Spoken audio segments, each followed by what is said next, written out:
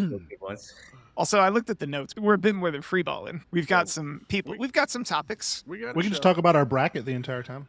Oh yeah. Oh God, mine's fucked. Go through our 5 rankings, and I can tell you about all the games I've watched.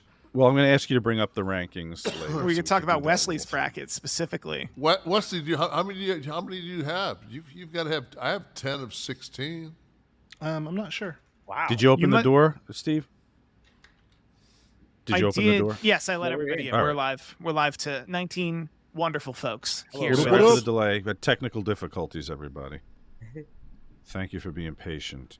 This is the show now, right? Are we I mean, doing for the show yet? This is for the live folk. The people are watching us live, hanging out. But we can all fuck off, and you guys can talk about this live, and Well, These 3 mugs wouldn't be on the screen if we were on it'll get the clicks. Why can't we just fucking leave this as it is and then cut off of this into like a cold open and then go into the show? The following podcast contains mature language and adult discussions.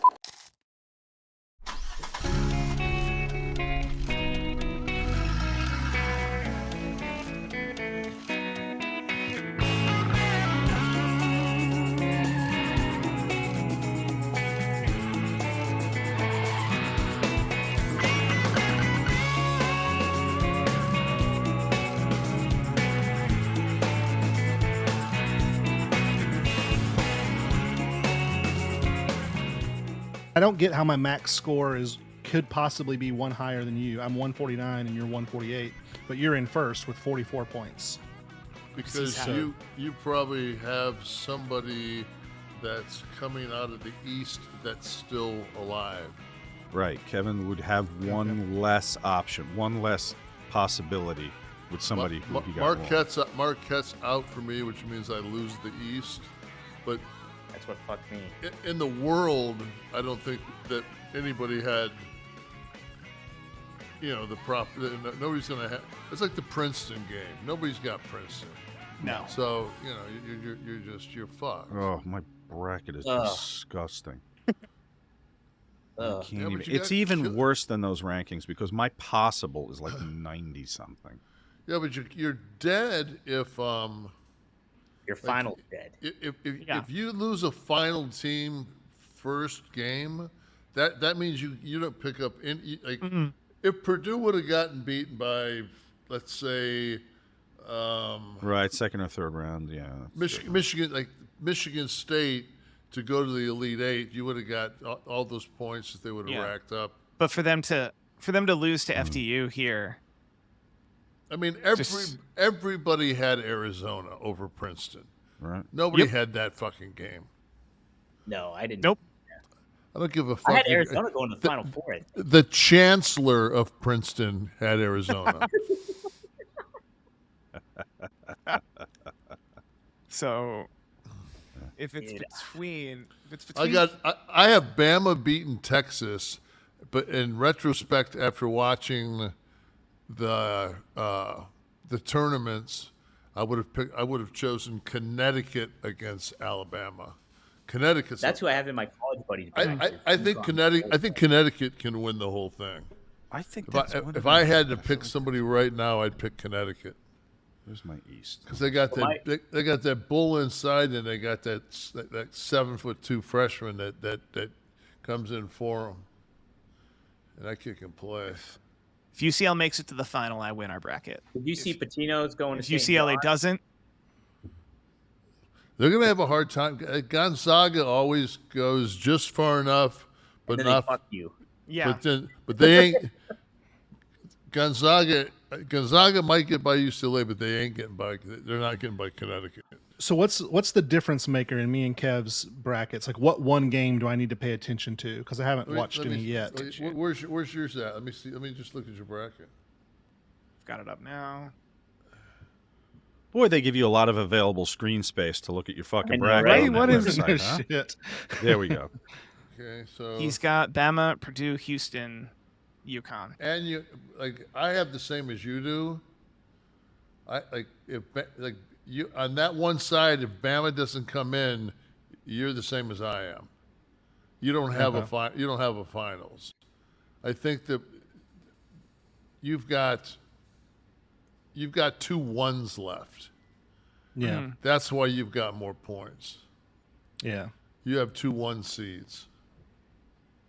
So, UConn Gonzaga is probably what you should be looking for. That's what I had too. If UConn Gonzaga. Not that it makes it fucking. Because if UConn Gonzaga and then Houston Texas. If this 1-4 can hold for you, you'll probably win our whole thing. That's what you're looking for. Whereas I would feel really bad taking y'all's money with this shit. Does the spend it on a fucking a sports book on a game that you know nothing about? Exactly. Actually, have they fired the wholesale butcher that happened to walk onto the court and coach Purdue this tournament, or does he still have a job? I saw him like 2 days ago at Baskin Robbins. Yeah, exactly. What flavor did he get? No, he was behind the counter. Oh, okay. I just got mine in a cup. I don't want to break my teeth on one of those cones. David says he has an NWO tapestry made up at his local print shop. I want to see awesome. that. Nice. Oh, shit. So, is there a way he can tweet that at us or email one of us He or could something? tweet us, or he could, you could email it too. You could do. Send us that shit. We'll throw it up. Here, I'll put my email up there. I tell you, We don't want to wait on a Zoom. Tennessee's beat the shit out of some people physically. right? That Duke game, man, they look like I thought they were soft, and I said, maybe not. 9-1 on. I'll be in Vegas tomorrow, Kev. Do you want 9-1 on Connecticut? I mean, nah. Okay. Like, Yeah, Kev, I'll take 9-1 on Connecticut. Now, did you pick I against? could find 11. I don't know what the Vegas odds will be. Yeah. Kev, did you pick against Tennessee because you just didn't want to like? No, we lost our point guard to an ACL tear right before the tournament, and they played like shit against Missouri. They had, I think they had 11 turnovers in the first half, and I just thought that they didn't have enough time. They had the talent. I just didn't think they had enough time to take somebody to run their offense, to take it because that guy played so many minutes, and what they've ended up doing is taking that. I don't know. I can't pronounce his name, but he's a white dude. That one. Yeah, I mean, he's the shorter of the 4 and 2. There's a big 7'1", like Croatian or something that plays for Plavic or some shit. Huh. I don't have time to fucking know these people's names anymore. Did he paint that picture? No, that's behind you.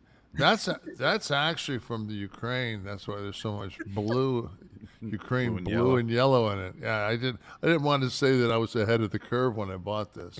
Oh, okay. Anybody watch Raw this week? I heard about the promo at the end. Bueller? I watched the segment. I'm not watching WWE as much as I'm watching the Bloodline story. That's. I'm watching. I'm a Raw guy, so I've been watching that. Kev's doing the homework. He's coming prepared. No, I just think that it was actually kind of interesting that they made a match last night. Like they made a Mania match where they had the storyline with Zayn and Kevin Owens. They became lovers on, I think, SmackDown. The hug heard around the world. They got back together, but Owen left in a Charger. That was a good choice of rentals. And no, it is. I mean, those things are important. You don't want to leave out in a fucking Volt. But right. So they had, they had their moment. They went, we Sammy, Kevin, and how the Usos came out. And the Usos said, "Yeah, we got the straps," and they caught them. They caught Owen and Zayn gazing at the WrestleMania Goes Hollywood up in the rafters, and the Usos' music just happened to hit right when they were just falling in love. And Damn it! Lady in the Tramp. And the WrestleMania signs of spaghetti. Had to turn around and deal with that situation, and lo and behold, by God, you know what? We just so happen to be the Unified Tag Champions, and we don't have a dance for WrestleMania, and you two just got together. What do you say we do this? One brother to the other, no, I don't think so. Whisper, whisper, you're on. Fucking money. No, So but I actually, really- this late in, it's nice to fucking get another match. Yeah. There has to be foresight in order for that to happen. I'm really surprised that they're not going with that for night one main event. Like, I don't know what other match they think is going to have a bigger. I know that I just know that I, as a worker, wouldn't want to cover that. I wouldn't want to follow it. Yeah. I think Rhea and Charlotte are gonna be amazing, but there's just not a story there beyond we love Rhea. Like, Everybody on this screen right now knows about the quarterback sneak play that we have in our arsenal. I'm just going to leave it at that. So we're not going to surprise anybody.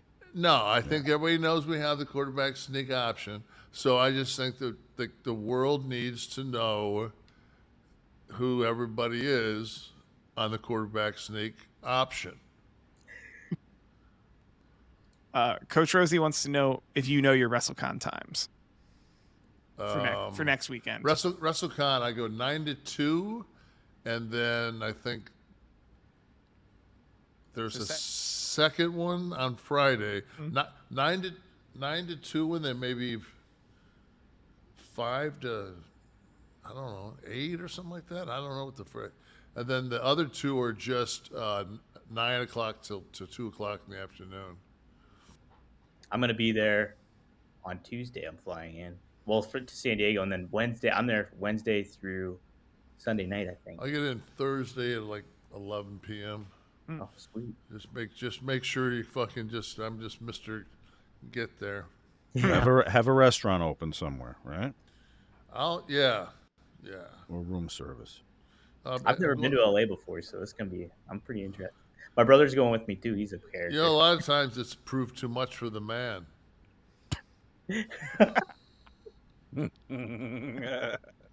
That was Took a second. Going back to find a simpler place and time. I know you will. On that midnight train to Georgia. Train to Georgia from LA to. That sounds terrible. Oh my man. God. That's like 6 days. That's terrible. Not if you have like Roosevelt's body in the train with you. That's kind of cool. Yeah, this one time I had to go from Georgia to fucking LA on the train, but it's all right, man. President Roosevelt's body was like the next car up. Here's David's tapestry, by the way. Nice. Oh, that's awesome. Yeah. So there we go. oh yeah. Does Carole King at any time sing around that? I like that. Brian Haremza wants Nash Karaoke. You That basically should be have one it of our- every week. That should be one of our live events. Like the Fucking, I'll kill some suspicious minds. dude, that was always my go-to Elvis. Yeah. Well, I guess you see what you're doing to me. Do you think I could? I think like one of those karaoke booths in like Koreatown hold like 25 or 30 people. Do you think I could get 30 people to pay $100? Live show. That be enough? No. Hell, yeah, no, for an hour. For an hour. Of just Nash doing karaoke. Nobody else. Yeah. More than we're So- making a night. So, me and my buddy Ben, he was playing pro football. We're in Birmingham together, and we're injured. So now we're mobile, and I'm on crutches. This is after I blew my quad out, and I'm mobile and can get around on crutches. And we're going to different. And on Wednesdays we find this bar that is karaoke bar. So we go up, just fucking around, and we sing Elvis together. And the people are like fucking. This is like serious.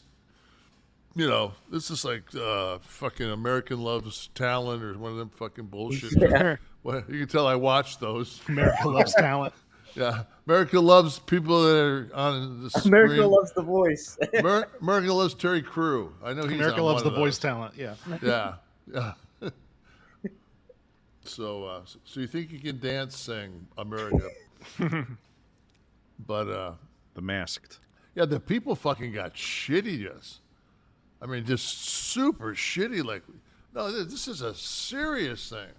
The guy goes up there and hits, mother. I said, oh, sorry, Dio, sorry, buddy. Okay.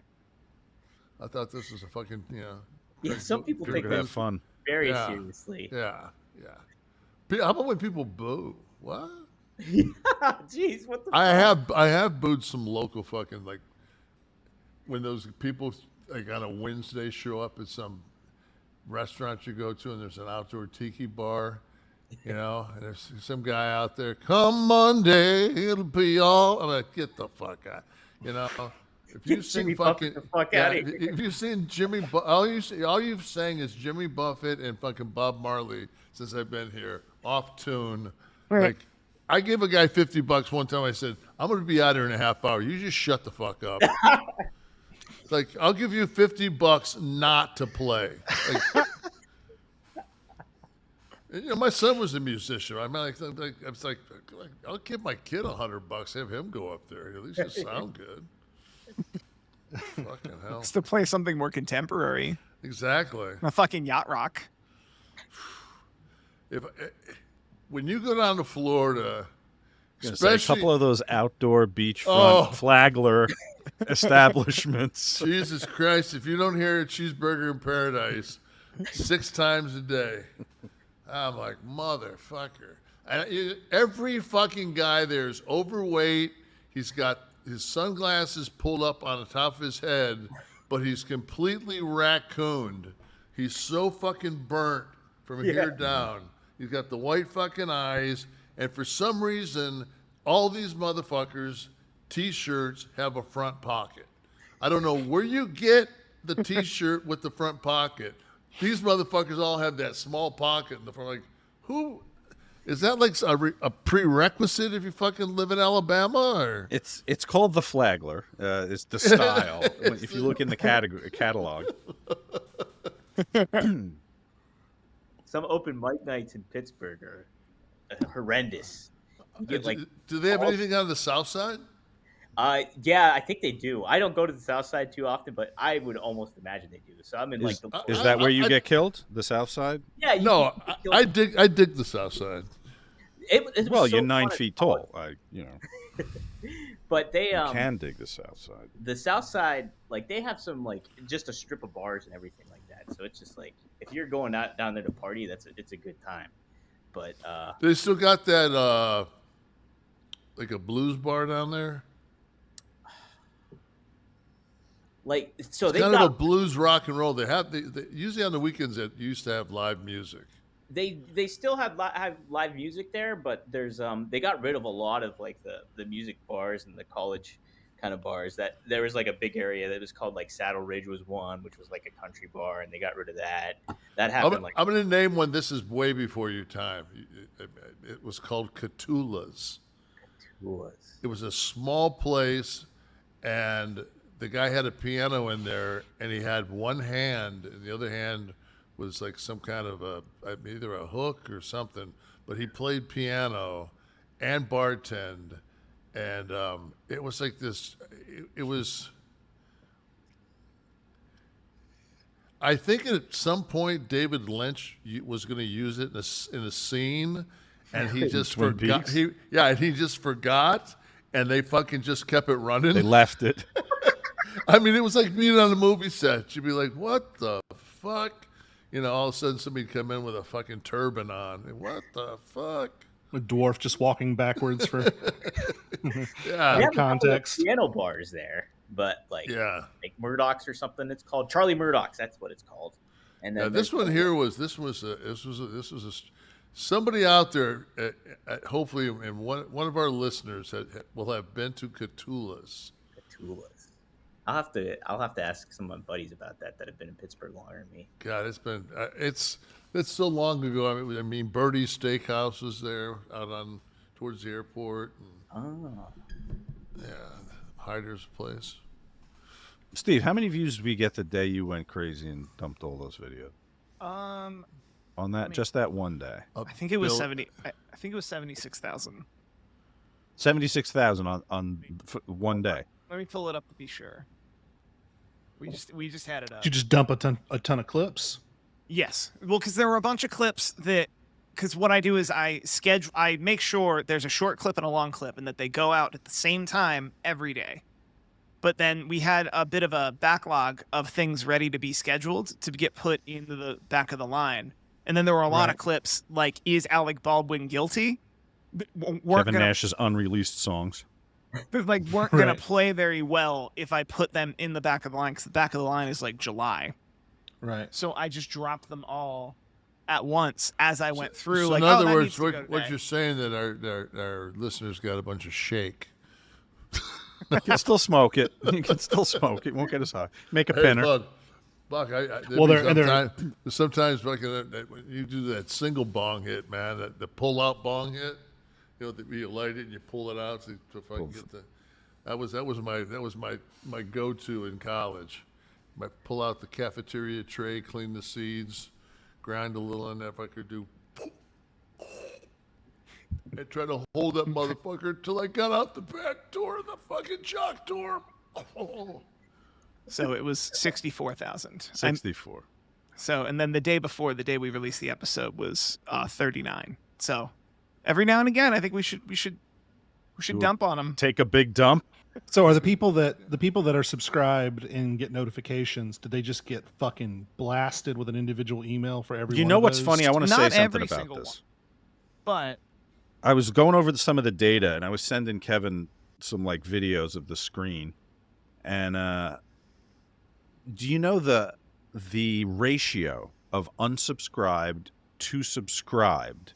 Yeah, of like the millions of views we have is 50. It was 5149. that's really good, actually. Most channels are around 3090 or 3060. Really? So only 36% on an average channel. So here we are. We're 5148. Bukkake. So I was looking at that like, oh man, we have to push the subscribe button more. But you're saying that's good? So I'm gonna pull up a different channel, but I'm gonna bring up somebody else's channel. Let's guess who it is. Come on. Delete the shit as soon as we're done recording. I'm gonna punch in on a different channel in a way where anyone watching this won't know what channel. What you have fun to do is an that, impression of the host. Steve, what do you have left to lose, Steve? Put up the fucking a lot. I'll have nothing to do with this. You put it up, and then we'll do impressions of the host. So all right. I like that picture you sent me, Sean. Not going to tell you who, but 4257. Oh, okay. It's not bad though. That's still pretty good. Like, yeah. We only beat that by 6% of subscribed. And that's in the last 28 days as well, for whatever that's worth. Right. I've been told I need to stay closer to my microphone. Did you see that? It was like fucking. Yeah. I was like, what the fuck? So, once again, not going to say which channel this is, but 6237. That the general, about a third are subscribed is the general rule. That we're way above it. But all right, you're right. Let's get more fucking subscribers. Okay, let's get the gold one. That's pretty sweet, though. What's the gold one? How many do you have to have? 1 million. Fuck. I know, right? I can spray paint this. That second fucking hurdle on the fucking steeplechase is a little steep. Yeah. We couldn't go 100 to 500 to 1 million, like 3 grades. God. 500,000 to anything. What did we do on the rankings with the podcast list? Oh, let's 7, I think we're at. We were at 7. We opened at 7. jumped 3 to 7 today. I don't understand these things. The little green arrow says went up 3, but we were 7 both days. Yeah, we jumped 7 to 7, or jumped 3 to started in 7th, and then jumped 3 to 7th. So well, this makes more sense. No change, right? So rank number 7, no change. Yeah. Number 7, no change, but that probably might have happened yesterday. We jumped 79 in Canada sports. Hey. Oh, what did I talk about? Did you mention Tim Hortons or what? I think I might have talked about the original 6 Canadian. Y'all, look at the number 1 sports podcast. Spittin' Spittin' Chicklets. Chicklets. That's hockey, I guess, right? It is hockey, Yes. Sports. Wow. Let me see if it said pardon me as if that's syndicated on ESPN. Yeah. It's F1. They love F1 in Canada. Where's McAfee show at? They Probably, maybe not Canada. let's see how they. They don't allow it there. What are we? 20 seconds. Oh, 22.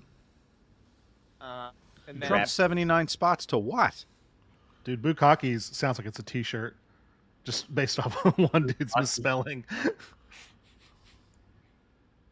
Man, I think he purposefully misspelled it to lead off the trail that he's like, it's in his favorite tabs. Did we beat Don Cherry? Like, I don't watch enough videos to know how to spell it. So what number were we? 70 something? We jumped 79 spaces to be 117. Oh, to 117. So I had the top 100 up, but still 79 spaces on a chart at all. Something happened. Yeah. Another 117, and we're number home 1. free. Baby. Next week's episode, Bret Hart. Toronto live show. I always like when they had the numbers from India. You're like the 2,000th 130, like, but then you do the math against the 3 billion people. You're like, oh fuck, That's not bad. that's like stuck at 7. That's like when you hear about how well, I think it was Downton Abbey, a show in Britain, did for a while. Oh, that show had like, I think they were saying like 6 or 7 million views. And as an American, I'm like, that wasn't a whole lot. And then you had to Google how many people actually live in the Great Britain. Where it's like, that's half of all households. That's way too many. Oh yeah. It's way too many. My wife would watch all of those. Like I just want to meet the dude that like DVRs that shit. I want to drive across country with that motherfucker. Because every fucking 15 minutes, I'm just going to look up, because I'm not giving the wheel up to that. No way. I'm going to look over to my right and go, really? DVR'd the motherfucker. Did you ever fuck with the Crown, Kev? I mean, I shit in Jerry's crown one time, but nobody can prove that. No, I never fucked with the King's Crown, but I know it got shit in. I always liked Jerry. So thought he threw a good punch. Did you finish Your Honor? I don't know if we may not be able to talk spoilers, but you saw the finale. Yeah, well, I mean, it was kind of like I didn't. Last of Us. I was kind of like, eh. Yeah. I'm Not watching saying anything, Sean. Was it just a season finale or was it a series finale? They're saying it's a series finale, but the entire season 1, they said there wasn't going to be a season 2, and then there was a season 2. So who the fuck knows? I mean, they could very easily. I mean, it ends with her on his doorstep. Wow. I didn't say who or what doorstep. He's fucking with you guys. It's. But yeah. What's the one? What if? Have you guys seen that on Netflix? Is that the Marvel stuff? There's No, a different. it's yeah, I saw that because I had to look it up, but it's Renee Zellweger. Oh. She does kind of an indecent proposal to give she funds this young girl's some kind of a biotech thing that she's working on that would have saved her twin sister that had a disease, and she was. It's kind of it's all right.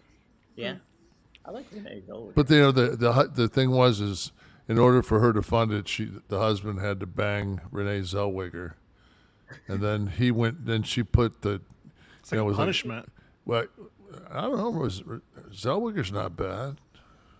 I liked her, Me, Myself, and Irene. I liked her in 20 Cold. years I liked her. ago? I liked her in Cold Mountain. Hey, when you're 64, man, the shit that you're allowed to fucking keep that lands on your boat, they don't come and measure it. You got to throw that one back in, big man. Way to go, buddy. She's got a pulse. No, but even in her prime, she always just had that, like, she just had a Sour Patch Kid in her mouth or something. Like, she just always It's had a bit that of a weird- fish face thing. Yeah, but if you actually throw your hog down any broad's throat, don't they all look the same? It's another T-shirt. Well, Right? Yeah.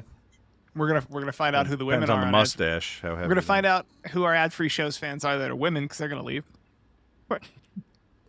or confirm. I just made an absolute valid point. I've never seen anybody it doesn't. I've never looked down and saw my hose in somebody's mouth and thought, "Is she holding a rose in her teeth?" Like it's pretty much what it is. Fuck. It's like eating spaghetti. Fuck, you're eating spaghetti, man. Slurp that shit. So is this the show? Are we going with the show? Is this because Yes. Because then I just We're got going. about 8 minutes left. I just get some stuff in real quick. Well, Get my shit anytime. in. Let's go to the open graphics and we'll come back. You know, we could do. This is If- this is what you get. We got to give them something because agree. just say just for the sake of fucking conversation, say we weren't doing this and we were doing something different. This would be something we would do that would be completely different from our other show. So Let's ask our live audience. Do you think this should be the open? Should we go right in, go in raw? I don't see anybody. I don't see their comments. Does anybody see their comments? Yeah, we got. This is pure premium shit right now. I just saw Josh say that. See, Oh, yeah. fucking. I love coming here to get educated. If not, See? grab membership. Yeah, so that's the argument, is that this is premium Yeah. for the folks that Yeah. our top guys. So if we give it out on Mondays for free and they're getting to see like 3 extra beautiful faces, then what are the top guys paying for?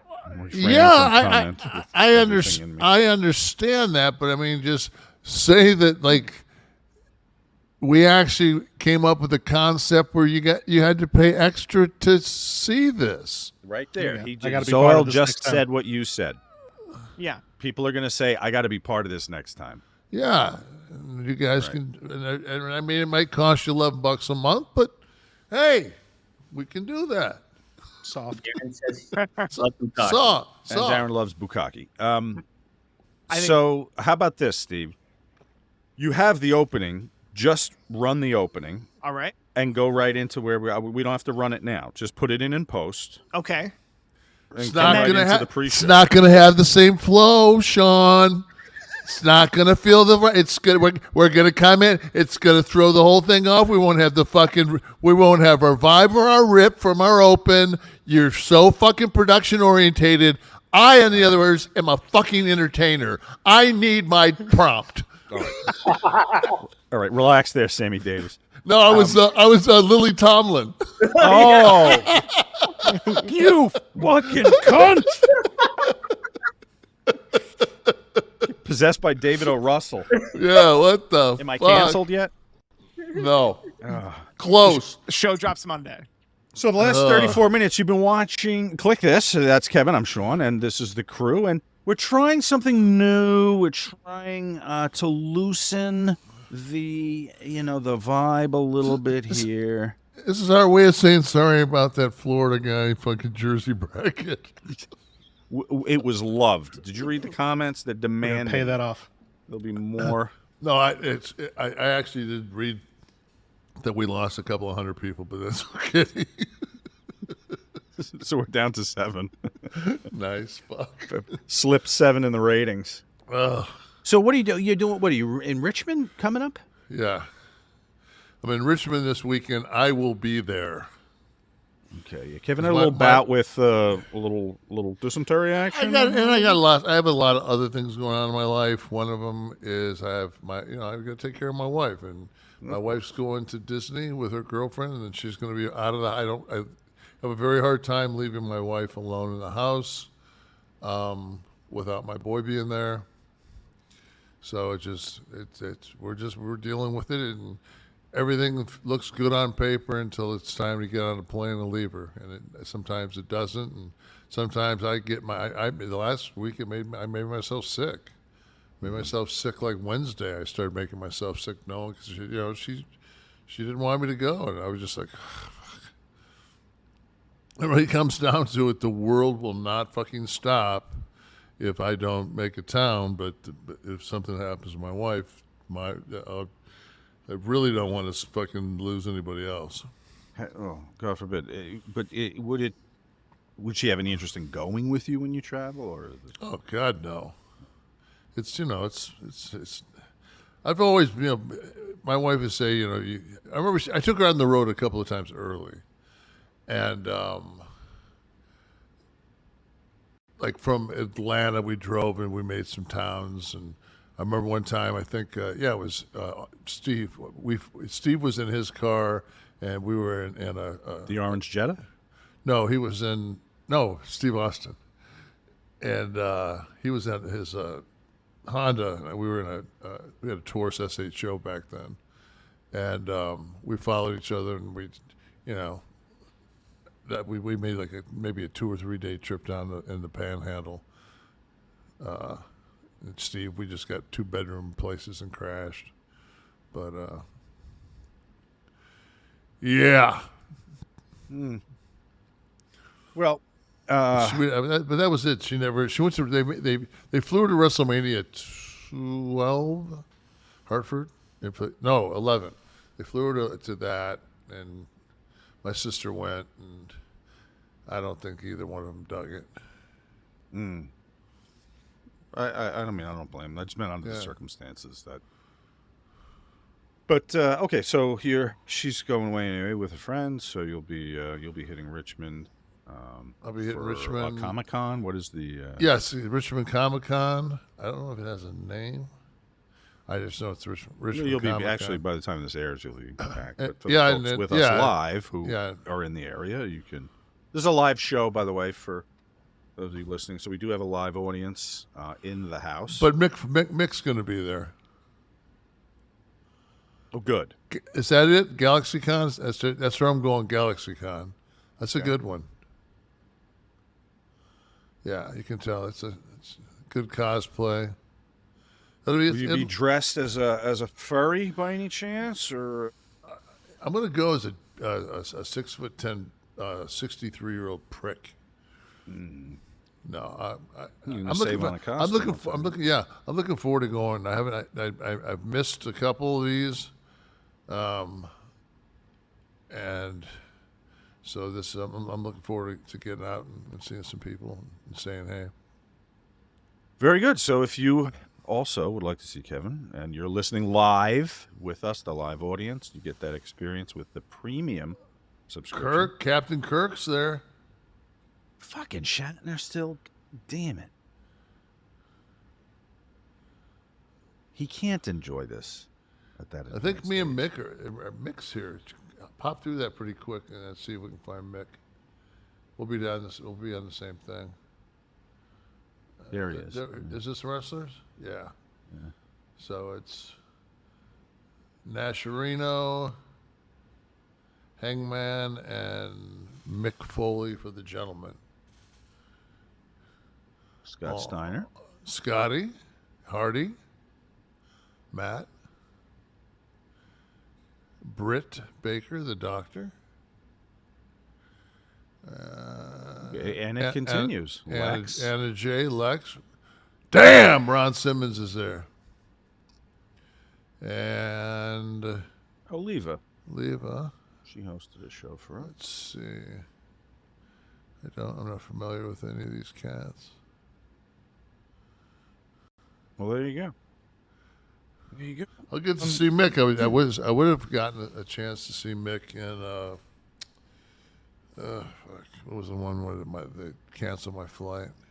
Louisiana. I was going to see Mick in Louisiana, so I'll see Mick. So for Friday. feedback from last week, Solinar Avenroth says, R.I.P. Scott Hall. When cable TV was at its prime in the mid-'90s, you found a way to make it even better, if just for a few years. You kept me home in front of the TV and out of trouble as a struggling teen. For that, kudos.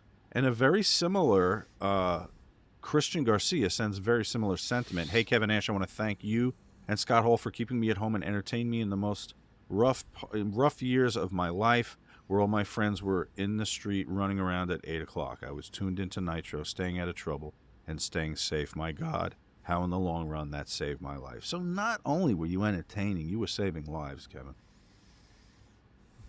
Keeping people from the clutches of gang life. I hear that. I'm not saying that, I hear that every day, but you do hear that. You hear that a lot. Like, if a father-son will show up at one of these signings and they'll say, like, we never really got along too much, but we always got along on Monday nights when we watch wrestling together.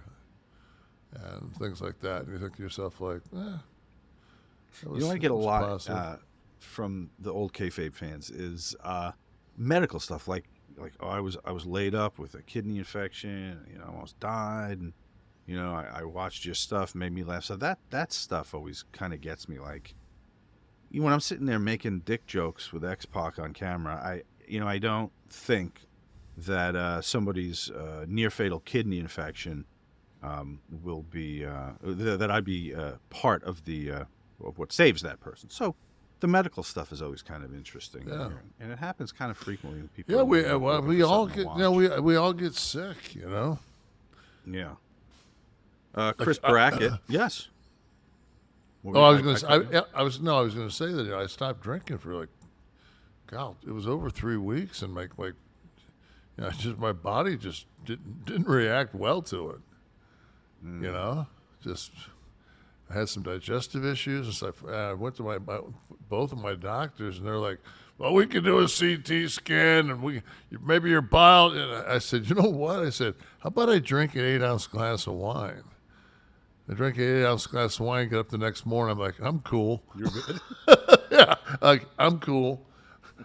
Easy. They say the word, and I once again, you can't just go cold turkey. Yeah. You can't do it. When it comes down to it, it would be the equivalent of the day after Thanksgiving actually taking the bird out of the refrigerator and not putting it in the microwave. I can't eat that shit. Can you? It's dry as fuck. Don't eat cold. Yeah, don't go cold turkey on anything, including cold turkey. Chris Brackett, Kevin Nash busting balls is the best part of the entire podcast. He's right about the tournament. Fuck you, Chris. He's not. Uber Tony, I love the podcast while I'm Ubering here in Bloomington, Indiana. As a driver, people get into listening to the podcast. It's a ritual to me. So you play this for people, unsuspecting people and their families, getting into an Uber. You treat it to maybe a little Harry Chapin by Kevin. Just make sure if I can, have a rosary. Make sure there's not a rosary in their hand. They're probably gonna. They might, or maybe hand them one. Yeah. So. Father Mulcahy, how do you like the talk about the taint? Rocket Money. This is an advertiser I can get behind. What a brilliant idea in this day and age where everything is subscription based. There is no human alive that is not going to lose track of how many recurring subscriptions they're currently signed up for. This is the tool for you. Did you know 80% of people have subscriptions they forgot about? Maybe it's like an unused Amazon Prime account or a Hulu account that just never gets used. You forget about it. Well, there's this great app I use. It helps me track all of my expenses, and because of it, I no longer waste money on subscriptions that I don't use. Okay, you might have heard of it. It's called Rocket Money. Okay, Now, the app shows all of your subscriptions in one place, okay? Then it cancels whatever you don't want. You go right down the list. You're seeing an image of it right there. That's exactly what it looks like. Go right down the list. With one tap, you're canceling the subscriptions you don't want. They can even find subscriptions you didn't know you were paying for, all right? You might have even, you might be double paying for something. Maybe you signed up, your wife signed up, and you don't realize it.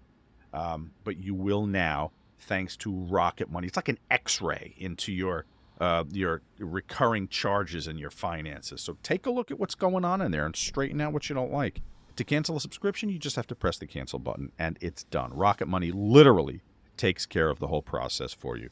So get rid of those useless subscriptions with Rocket Money now. Go to rocketmoney.com/Nash. Seriously, it could save you like hundreds a year. That's rocketmoney.com/Nash. Cancel your unnecessary subscriptions right now.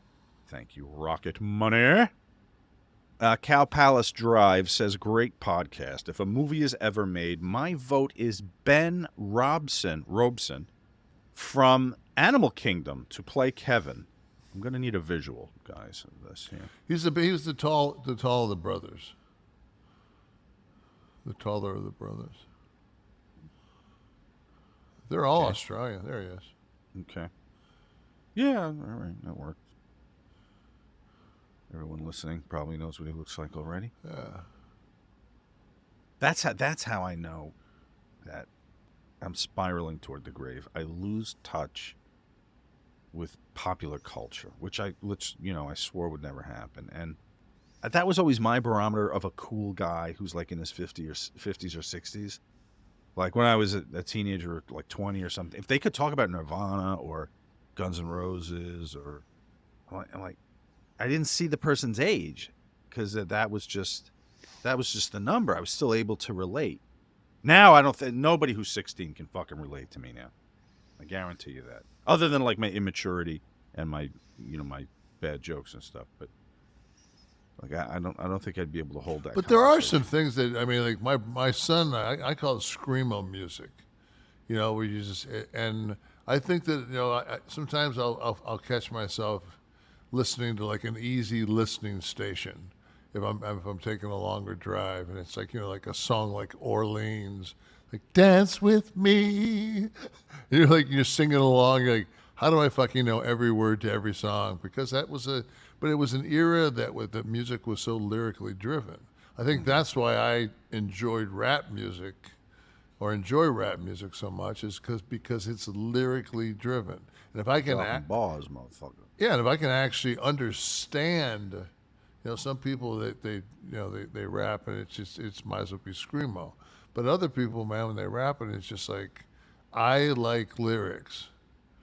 Period. That's what I mean. All I need is you can strum a little Gordon Lightfoot in the background. I'm fucking good. The wreck of the Edmund. Yeah, I'll give you a little. Yeah. I always liked when he said, 4 o'clock the maiden hatchway gave in. They said, fellas, it's been good to know ya. Yeah. Oh, thanks.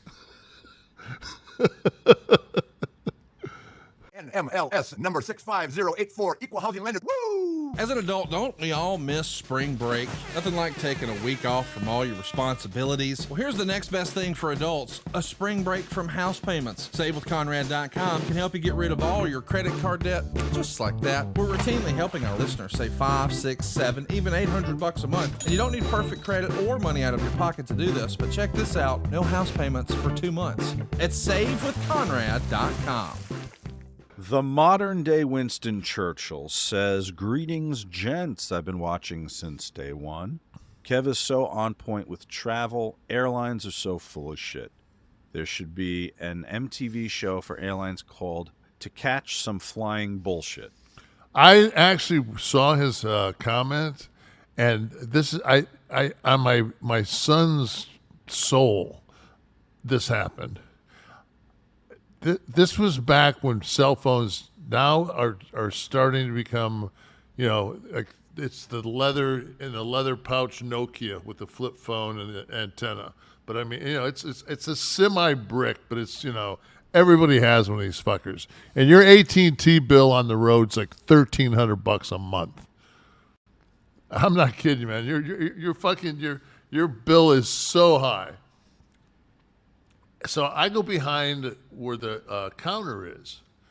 And in the old days, there would be phones back there. If you remember, like a lot of times the phones would be behind, like where if it said like going to Denver and it had the board, on the other side of that motherfucker would be a payphone. Okay. Because it was quiet. And so I went back there to use my phone, and I hear the one girl go to the other one. So we don't have two flight stewards. So we don't have two of our flight attendants. Let's just tell them it's a mechanical. And she says, I don't have a problem with that. She goes, just say it's mechanical because they're going to be here. But that way they won't be mad at us. And I walked around. I said, yeah, but I'm telling everybody that it's because we don't have two flight attendants. And they looked at me like, but just the fact that like they were so caught lying. Conspiring. It must be how Tucker Carlson feels every day. He looks in the mirror like this. Da da da da. Oh fuck! I slept good. Oh shit! They got me. So. Damn texts. Dr. Quarek says the Bobby Knight thing always confuses me because we hear the talk about how all big-time athletes are alpha personalities and do not take shit from anybody. Yet, as Kevin points out here indirectly, every player on that sociopath's team just took his relentless abuse like a scared child. Pathetic. Well, what fucking choice do you have? You get signed to IU. I knew that fucking guy was a dick the minute he walked in my house. Now, how do you not know the guy's a dick? I wouldn't sign to go anywhere before. Like, put your name in going in the Army. That's what the stupidest fucking thing on earth, because you never see anybody that's, life depends on them recruiting you. They're as nice as can be to you. You get off that bus, wherever your fucking basic training is, the motherfuckers screaming at you. But I already went through all that shit, man. Like, they were screaming at me. I'm just like, shut the fuck up. Like, it didn't bother me. You're talking about, like, boot camp? Yeah, they'd scream and get... and my whole thing is you can't get in my face. Can't reach. Right. You can't get in my face. You can get in my chest. You sack. Whew, telling you. I talked to the lady from the stem cell place, and I said, is there any way I can get my sack done down there when I get them stem cells? She said, why would you possibly want your sack to receive stem cells?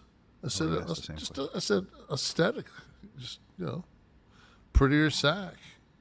I wonder what it would do if what some stem cells would do down there. Put that injection in there. We'll see. Maybe we can turn that 11 soft into a 12 hard. At least, Jesus, call that bitch the Gordie Howe Bridge.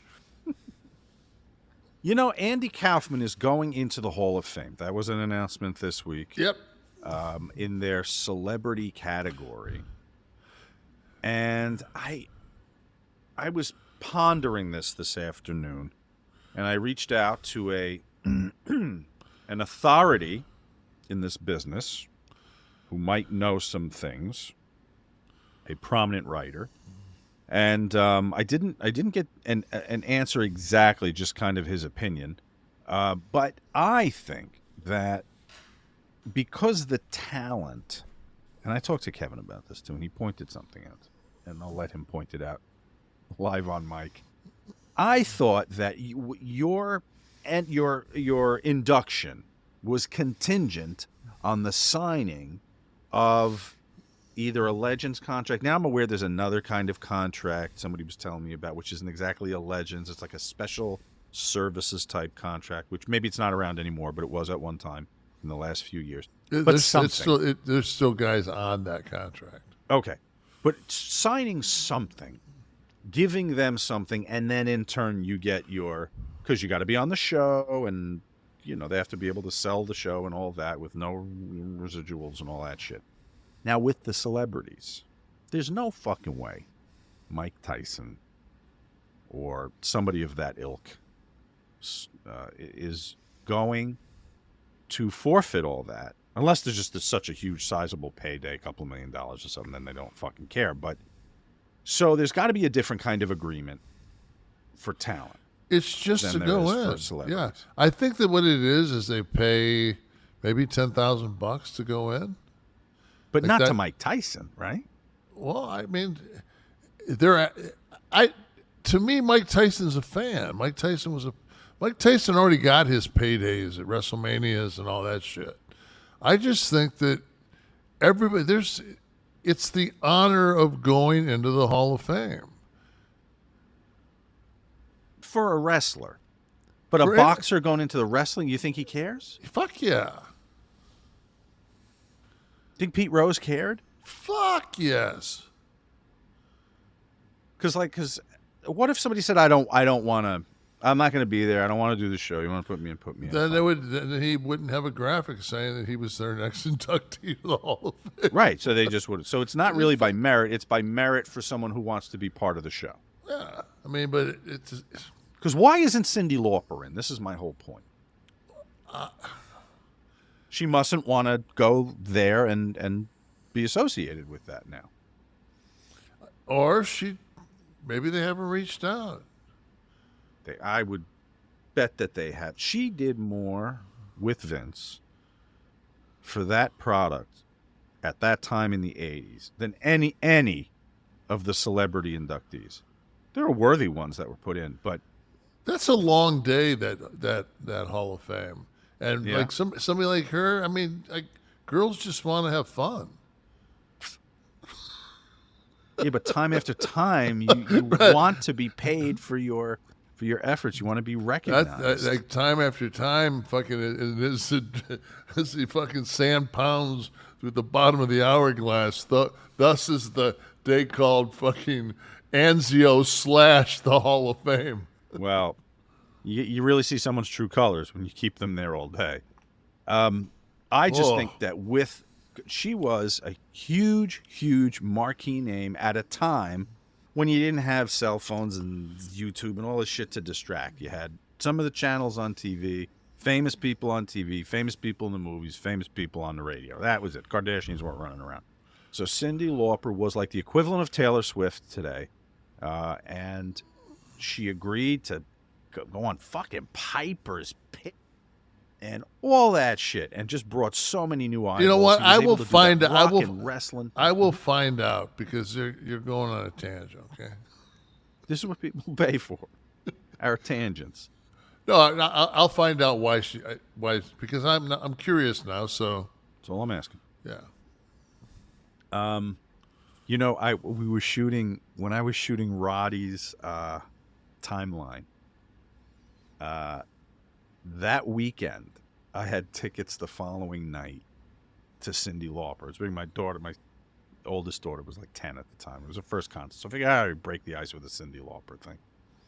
And I was this close to saying, Roddy, you think we could hit the backstage door? She'd fucking open it for him, right? How could she not? I didn't, though. I didn't want to mark out. Nor did I think Roddy would in any way attend a concert with me. Nor should he. What do we got here? WME moves into the celebrity estate business. What am I looking at here, Steve, for God's sakes? Andy Kaufman, there he is. WME is the agency? Well, yes, William Morris Endeavor, who Vince has very close ties to, and they're one of the potential buyers. Okay, so what they're doing is they're buying the legacy of dead performers. The estate business, yes. Is that through Brian Wittenstein? Let me read the article. I know, Brian. What is he doing now? Phil Sandhouse is who's going to be doing that. I thought that Wittenstein was at William Morris. New division run by Phil Sandhouse, a veteran estate manager and consultant to the late icons like Frank Sinatra, Buddy Holly, and Whitney Houston. But You know what's WME. crazy? You know what's crazy? He went from pushing a pencil for Dixie Carter to being an agent at WME. Phil Sandhouse? Or are we talking I'm about a logging different off. person? What was I? Holy fuck. You didn't know that? Text him. All right. Go ahead. Well, I'm sorry. No, I was saying that when they actually showed the picture of Andy Kaufman on Twitter that he was going in, like somebody did a tweet, and I said, "That's not Andy Kaufman." In my mind, I was thinking Jim Carrey, Who played? and yeah, that's how convincing. We talked about Carrey last week or last show, that I actually looked at him when I went, no, fuck, man. He played like. Then I went back and watched a bunch of the Andy Kaufman stuff. And what conclusion did you come to? Well, the one thing that kills me is everybody that's on these chats is like, well, I wish kayfabe was. Yeah, motherfucker, and I wish I could sit in Santa's lap and really think I was getting shit. Everybody grows the fuck up, man. It's still kayfabe if you kayfabe in your house. How long if you've got an older brother or sister, how long before the Santa fucking whole thing's done? The minute the oldest one finds out, that's it. It's over. Yeah. And he's like, you two fucking boobs. Fuck that. It's mom and dad. Like, come on, let's rifle through the house when they go out, and we'll fucking find all our gifts. I was great at it. 2 hours. Oh, my son was, we kept, and the thing was, in our house was the presents that mom and dad gave him were wrapped, and then the gifts that Santa left him were out. So if it was a bicycle and you had to put it together, that would be out. I put together an electronic drum kit one year. Motherfucker. I got to bed around 4. He was up at 5:30 wanting to see his presents. I was like, ah. What was the best present? Everyone remembers one, right? What was it? Mine? Yeah.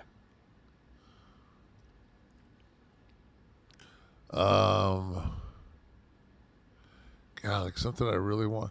Oh, I wanted, it was a fucking robot. It was, what was his name? He was Yellow and Garuti, Tootie Robot, maybe, something like that. He fucking walked like a, and then he had a bar in front of him and a bar behind him. And so when he hit the wall, he'd turn around. Right? Yeah, he went the other way. Yeah. And the thing was, we used to take him in the backyard and put him on the back, like the alleyway stoop, whatever you want to call it. I guess it was a porch. I don't know what the fuck. And we'd shoot it with our BB guns. Like you were going to stop it with a BB gun, but the plastic was every once in a while you'd hit it in a fucking place and take a little bit chink off it, but.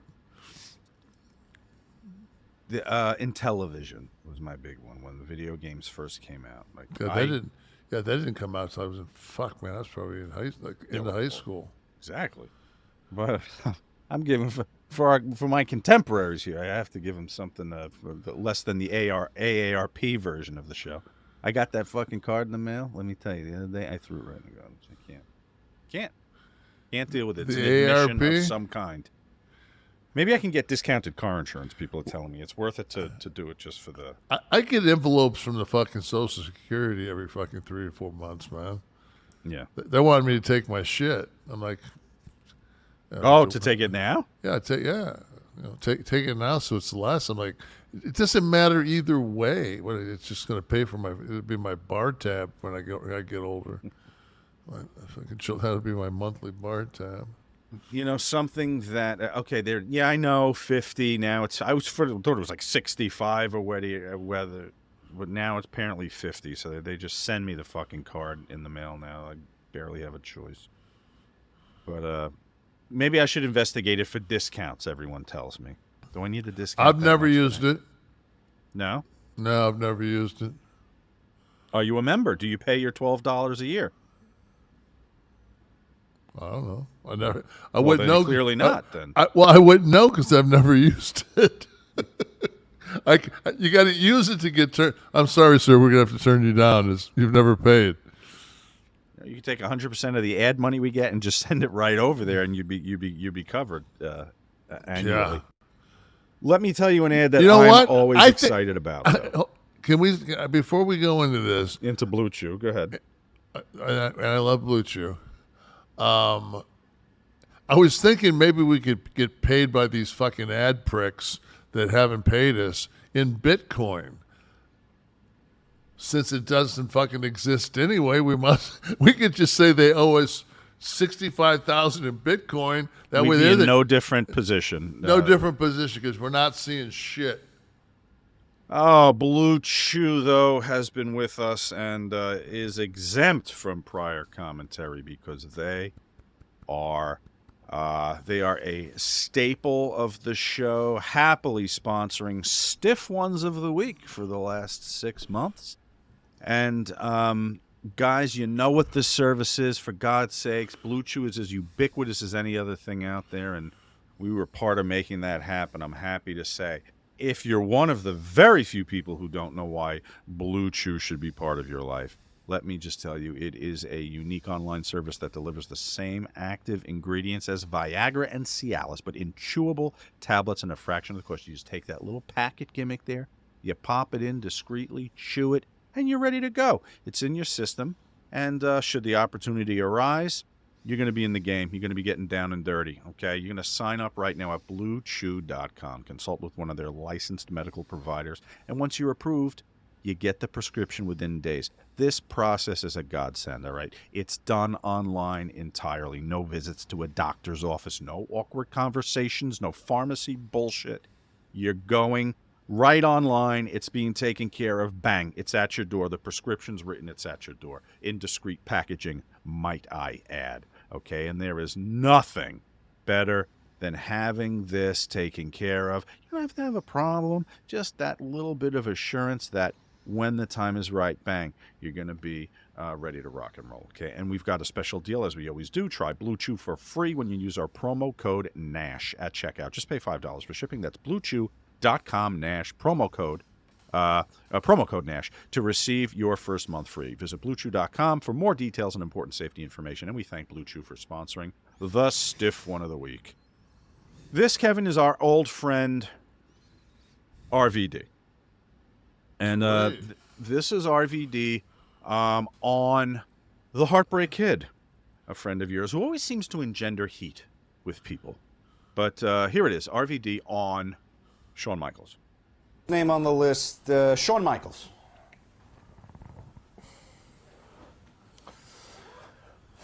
He's playing pick a hand, whether he would have had. You'd be the only one that didn't want him to pick a hand, if that's the case.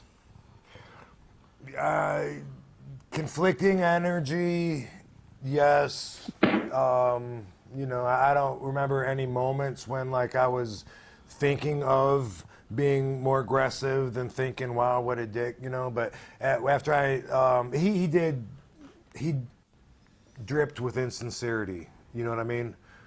Like after I was gone for a while and I came back to the Royal Rumble, he was like, that's what I enjoy about these things is, like, you get to see people that aren't normally here that come back, you know, and to let me know I'm not part of the family or whatever. You know, when I inducted Sheik into the Hall of Fame, the next day he was in the lunchroom and he was like, Rob, you were charming and funny and witty, you know, like, what a backhanded compliment. It's like, dude, I know you think I'm retarded. That's why all my promos are cool and whatever, and that's the RVD that they know and still know. But so, I mean, I wouldn't say we were tight, you know.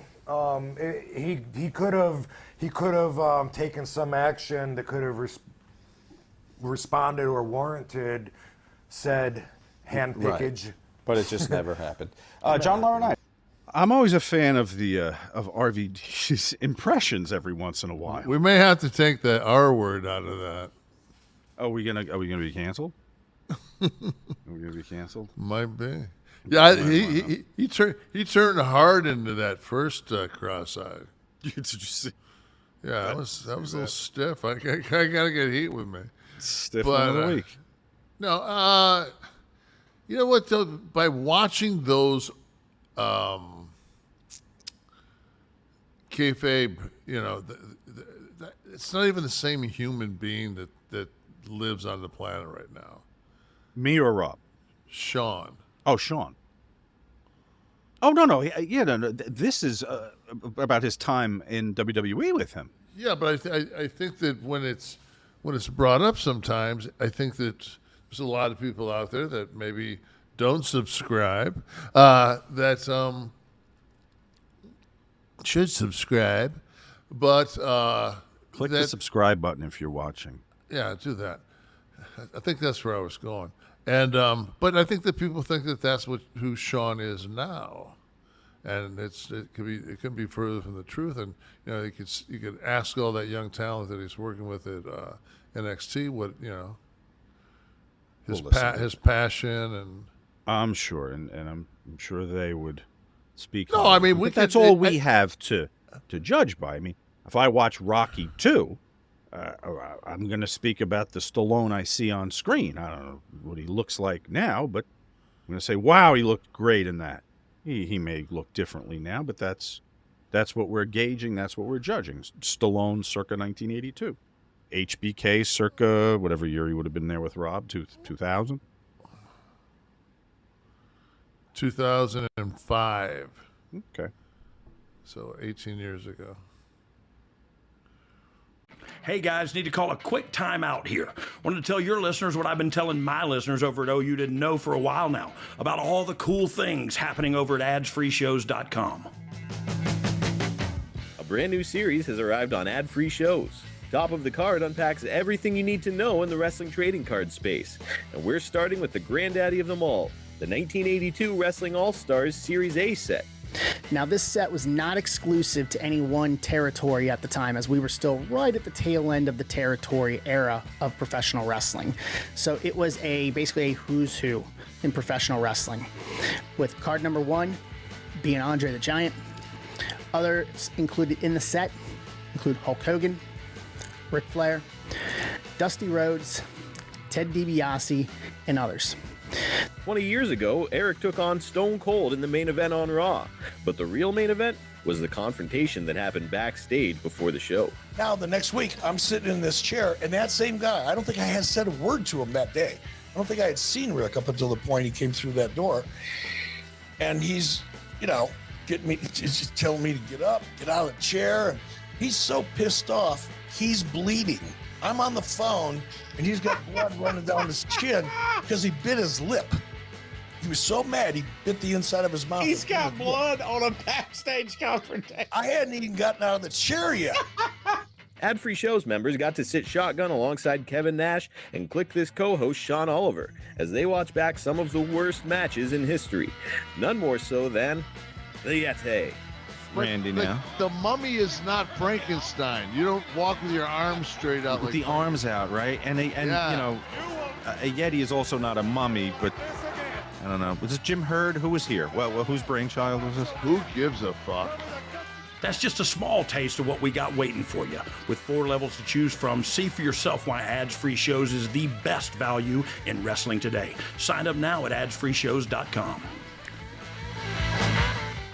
Listen, we've waited long enough, Kevin. It's time for round 2 of the Florida Man Jersey Guy March Madness tournament, the March Sadness tournament. Because I have to go piss. Come on, we're going to put the shot clock up for you and everything this week. I'll go take a piss. You have to vote. This is impossible to do without you. You're leading, by the way, for anyone who wasn't watching the pre-segment, I don't know what the hell we'll call that happened before. Kevin is in the lead in the Kliq This crew March Madness brackets. A whopping $500 on the line. And so therefore, clearly we need your influence here. Only 4 games, though, Kev. You'll be happy to know this week. Should we increase the shot clock then maybe to 20 seconds? No, let's just fucking do it. Okay. All right, so we're heading But the graphics look great. Thank you. We're heading into the Florida category here. The number 1 seed and the number 5 seed. The 18-minute face-eating incident and the guy who asked the cops to test the meth for its purity. Or how would we? We're just talking about pure Florida man, right? I mean, face eating can happen anywhere, but when it really comes down to it, if I think about it, asking the cops to test your meth is about as Florida man as you could be. So, what do you guys say? So Kev's going with the number 5 seed. The meth. It's been that kind of a bracket across the country. I mean, is asking the cops to test your meth Princeton? Right. Is that our Princeton? Is it? I mean, so David voting from our live audience that the meth is, and that's clearly the tiebreak. I would have gone with 5 also, and I see Dominic and Wesley were 1. So it was 2 Jeremy and 2. Priest just came with meth. All right, so that's it. So that gets it. That was the tiebreak right there. So meth advances. I see what Kevin's saying. The Florida man quality that we hear about is abject stupidity. Anyone can get high and I guess eat somebody's face. Yeah. But, yeah. I feel it. Boy, the Vegas money just got fucking rocked. Oh, this is FDU all over again. All right, so the second Florida game is the man takes kid on a paintball drive-by, and the car ends up getting shot up by real bullets. And then this cat, the number 2 seed, was banging a dog on the lawn of a church in a nativity scene. The only thing missing from that description is the fact he had a Tim Tebow fucking Florida Gators jersey on while he was fucking the dog. That dude is so Florida. He don't know. Is it just fun to fuck with the Gators fans or what? Is it just endless? Oh, fuck. Endless amusement. All right, I'm on 2 for this one. I'm on the number 2 seed, the guy hitting the dog in the nativity scene. Did you have this? What's this? Oh, I'm with the ass fucker all the way. Okay. Yeah. Right there. All right, so that sets up an interesting final next week. Did you see Bill Barr was talking to? Oh God, was it? What's her name? I can't think of her name. She's a Jewish lady. Cloris Leachman. No, she's a Jewish lady. She's got black curly hair. She's she's been around forever. It's not Gloria Steinbeck, but help me out. Oh, did she just have that documentary on Netflix about being in New York? Her last name starts with an L. All right, help us out here. Just find out who fucking Bill Maher's had on his podcast.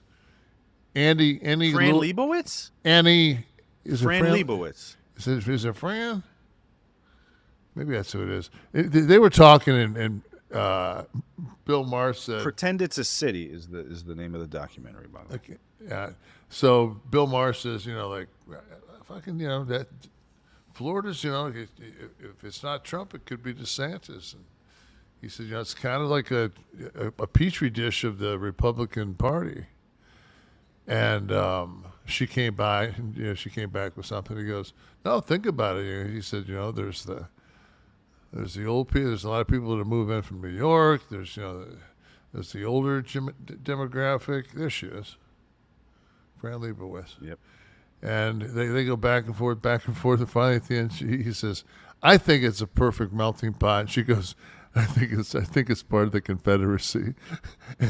Just her timing. I didn't know justice because I was fucking around with what her name. I can't believe I couldn't remember Fran, but it's not like I listened to the she's show. funny.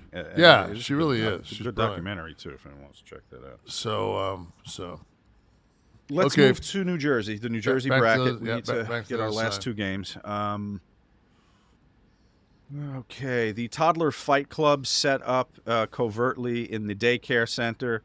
Parents learned through a hidden camera what was going on there. I'm going with the number 1 seed on that. That's as Jersey as it gets. And the DUI suspect claims his dog was driving, apparently. And this is unanimous. I That, see everybody that voting. motherfucker could be in Florida. Four could be in Florida. It's not Jersey enough. What about our live audience? Do we get any votes there that might tip this in the other direction? Or are they feeling the Toddler Fight Club is also the... what do we have there? Yeah, Toddler Fight Club wins. He's David's predicting the whole thing, that they're going all the way with that. First rule about Toddler Fight Club is you can't talk about it. All right, so it seems to be pretty unanimous there. I agree. And then finally, the last game of our second round. Someone who brought 32 bags of weed to court, and then the doctor who put some loads on some patients got busted. It only came on one patient. All right, let me think here for a minute. I think he apologized. That's my favorite part. He apologized like a car accident. He apologized for squirting? Yeah. Well, for taking the time to take his pants down, whack off, and do a premeditated shot on a patient. He apologized. Like it was an accident. Oh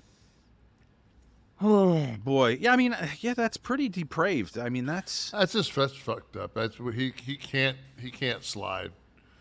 I don't give a having 32 bags of weed does not fucking circumvent the fact that this doctor on the bottom needs to continue to have his face on our show and just be loathed by the magnitudes. The doctor's the fucking scumbag. All right, so our final next week, we'll see the doctor dropping one on the patient. Question was the patient hot? It was fucking Ted Cruz. So you decide for yourself. I personally don't find fucking Wild Bill Earp fucking too attractive. Wild Bill. All right, there we go. Next week's bracket. This is it. The final four in Florida. The gentleman asked the cops to test his meth. He'll be going up against the Doggy Style and Nativity, and then on the Jersey side, the Toddler Fight Club taking on the Dr. White Load. Very good games next week. And that's that. We'll see what happens. We'll see if we can't get Jim Nance on to fucking call this fucking final four. I was hoping for a little Marv Albert. Yes. A pretty depraved fuck in his own right, from what I remember of those news stories. We lost. Speaking of, we lost Willis Reed. Yes, did you see that? Yeah. Only 80. Which, well, you know. I thought it was 82. Was it 82? I thought it was 80, but still. You say tomato, I say tomato. You know what, though? Honestly, I hadn't seen him enough in... you see the veterans a lot of times, like Bill Russell when he died. He was always on television. I don't see Willis Reed. No. I wouldn't have been able to tell you if he was alive or dead. Somebody asked me, like, where do I put Willis Reed? Dave Driscoll, a friend of mine, said, where do you put Willis Reed? And I'm like, oh. I said, I'm like not in my top 20 for centers. I mean, like not in the top 20. No, for centers, no. I mean, I would put from that era. I would put Bill Bellamy. I'd put Bob Lanier, Nate Thurman, Wilt Chamberlain. Well, Wilt, I get, and Bill Russell, but I didn't. It was a little before I would probably take Wesley Unseld over him. I would take our Wesley. But you know what? There was a Bill Russell documentary that you put me onto, a 2-episode. Was it HBO, maybe? Yeah, HBO Max. Yeah. Which was phenomenal, by the way. I recommend it to everybody. I did not realize, just because I wasn't watching live, anything I saw was always recap stuff. And you don't spend enough time with somebody on just recap type videos and clips. How dominant and ridiculously dominant Bill Russell was on the court. It was unbelievable. Just some of the numbers were ridiculous. And just watching him play, it was... I think the one that really just... When I watched that, because I knew it had happened, but they never really went. It was where they broke in and defecated on his house and shit. Oh, the shit he had to deal with playing. Yeah, in just a playing very white city. Boston. Yeah, playing in fucking Boston. Just a fucking. Just like, you know what? And my whole thing is, yeah, it's a different era, man. It's a different era. Yeah, they didn't have fucking, they didn't have the talent they have now. Yeah, Bill Russell, you can't compare him with Jordan. Yeah, because Jordan was treated with respect and was a god, and they went in fucking Bill Russell's house and they shit in it. Like, how can you even compare the two fucking... let's just look at working conditions. Look at how you're, your life off the court, what you were... And I like the fact that, that King wanted Russell with them, when he spoke in Washington, and he stood out in the crowd in the first row because he had joined the movement later and hadn't put the time in that some of the other people had, and he wasn't going to take the accolades of being part of the civil rights movement without doing so. Right. And then he became more active after that, but.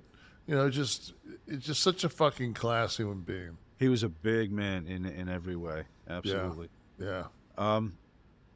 And if he was playing today and you had the Game Time app, you'd be able to grab some last-minute tickets and get out and see him. Them Celtics are going to the playoffs.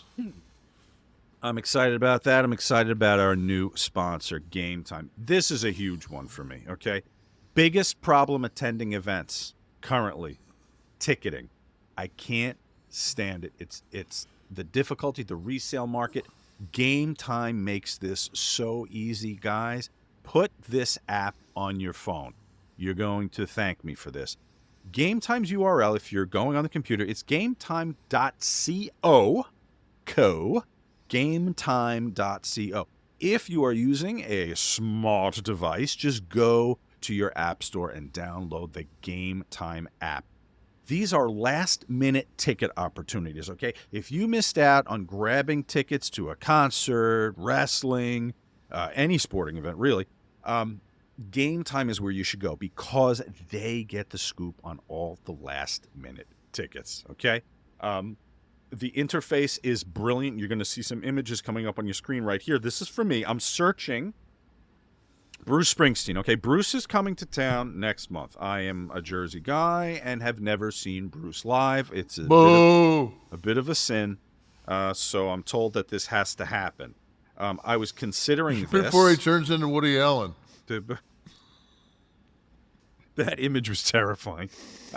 This was something I was considering even before I got the app.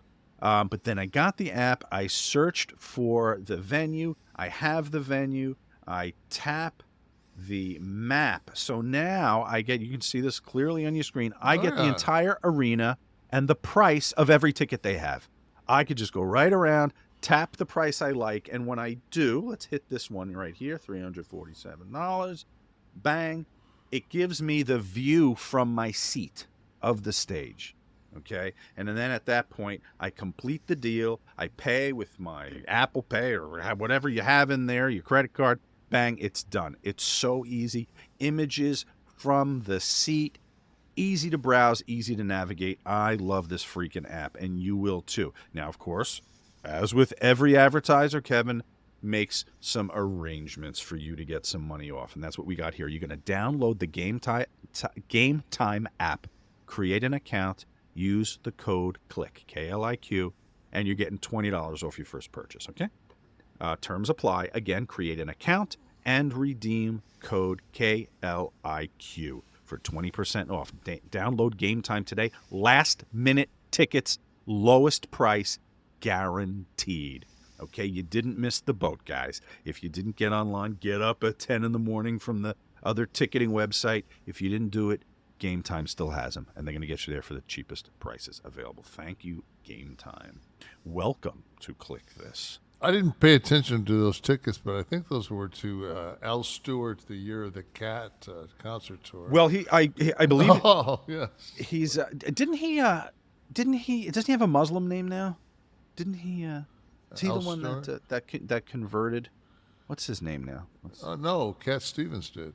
Oh, Cat Stevens. I'm thinking Al Stewart might be dead now that I'm thinking about it. Yusuf Islam, Cat Stevens, right? Yeah. Today's today's the first day of Ramadan. Yeah, well, happy Ramadan, first of all. And do you have a little Cat Stevens for us today? I very much enjoyed Harry Chapin. Let me think, man. Take good care. They got a lot of people down there. Ooh, baby, baby, it's a wild world. I'll take the instrumental. We mentioned HBK before for kind of being a heat magnet, and it made me want to talk about this with you on camera here. We hear from the outside about workers that are disliked. And I don't mean by fans because they're playing heels. I mean, there's something about a person that in a locker room creates friction, or maybe promoters creates friction for promoters. Difficult people that fall on the wrestler shit list for whatever reason. And HBK is undoubtedly one of them. We'll put the disclaimer back in for your friend today. Very different. I know there's religion involved, and that's great.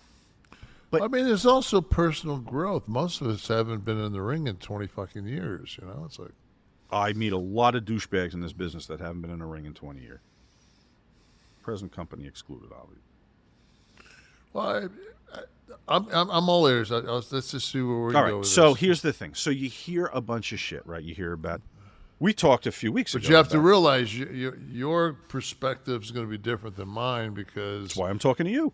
I know you hear, and I lived with them, so right. So you will maybe dispel. Last few weeks, that's kind of what we've been doing. We did the misconceptions of Kevin Nash. We did a nice tribute to. I lied through that whole fucking thing. I was such a douchebag.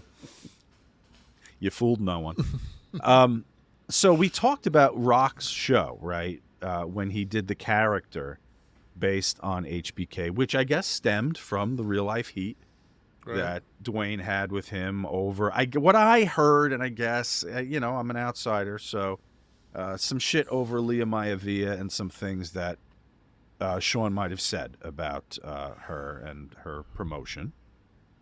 You hear that Sean was perpetually arrogant. You also hear, and I'm wearing the shirt for it this week, that he may have kept some people down in the promotion.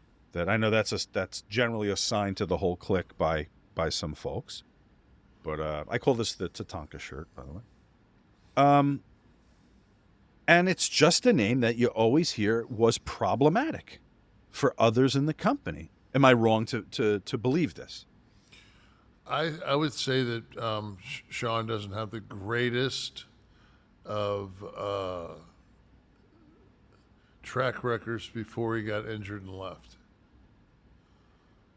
I think when he came back, his second stint when he came back and did the Hells in the Cells, and I think that was a completely different Shawn Michaels.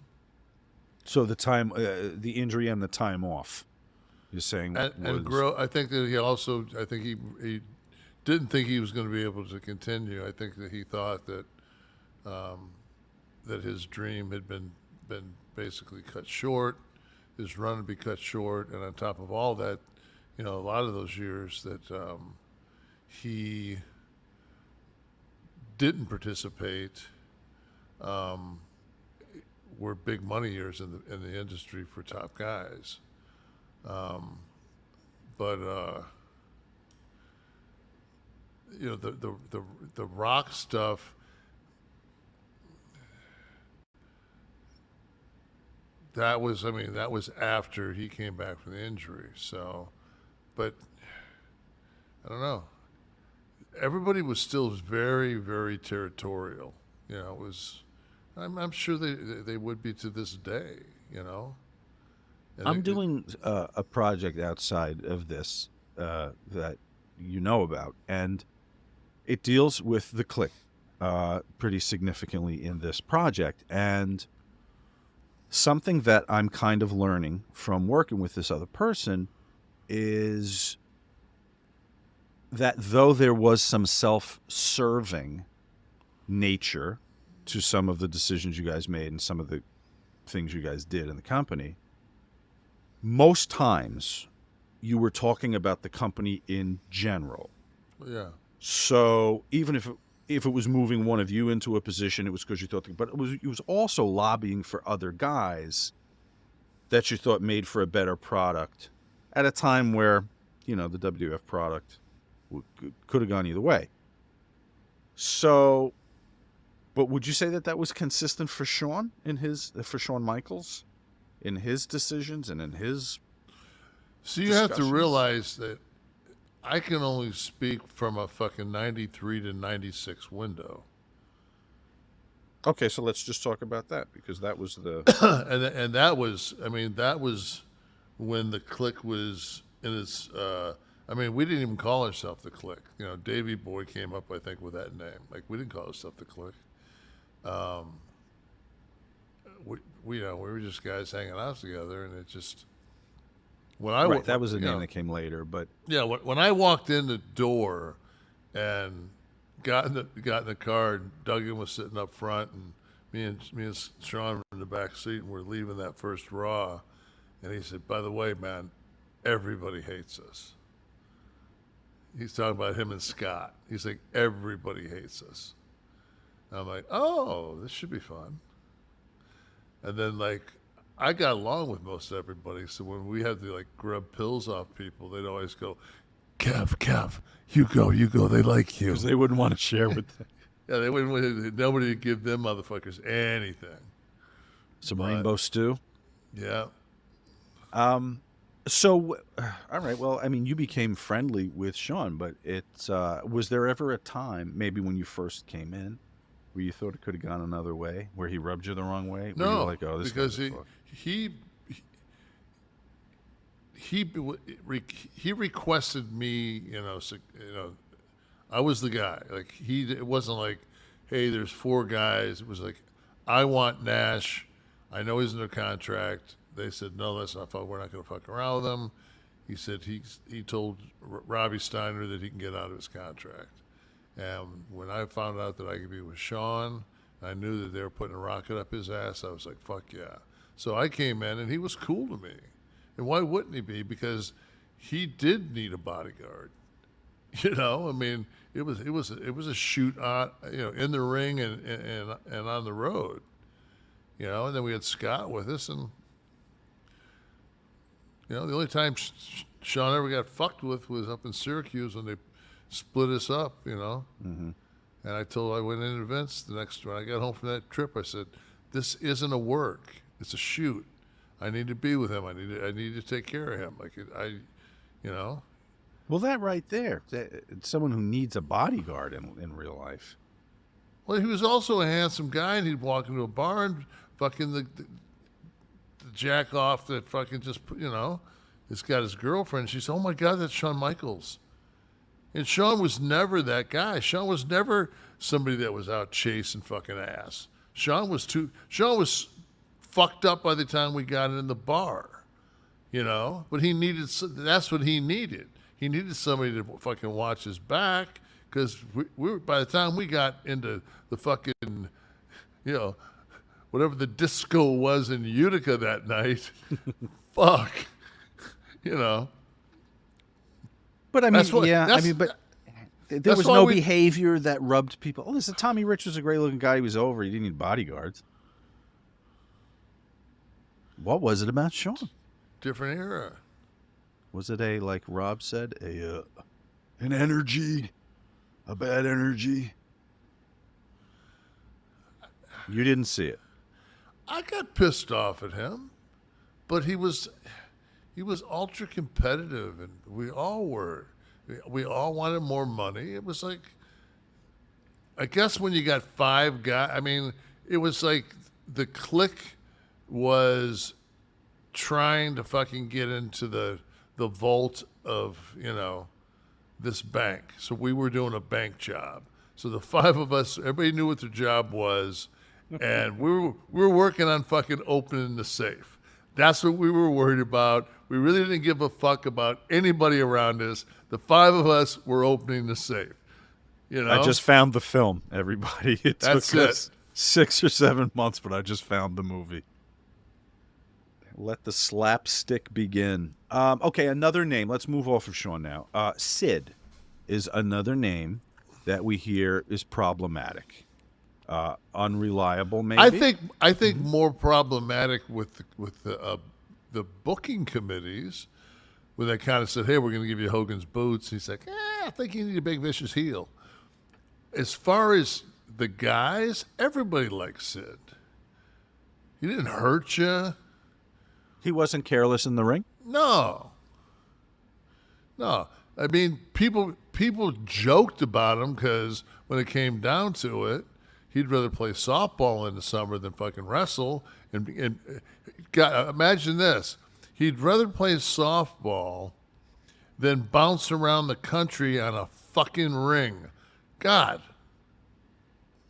Well, who wouldn't, right? I mean. Exactly. It's like when it comes down to it, if you could do whatever the fuck you want to do, would you do what you're doing right now?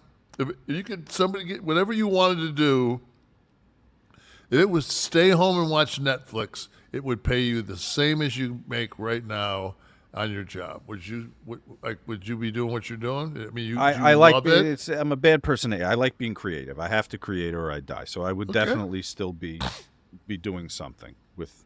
Send me the check, and I would still be making product somehow. But point well taken. All right, so no, you didn't feel any and I'd still be jerking off. So I'd still didn't say I was going to stop that, but that's what I get paid for.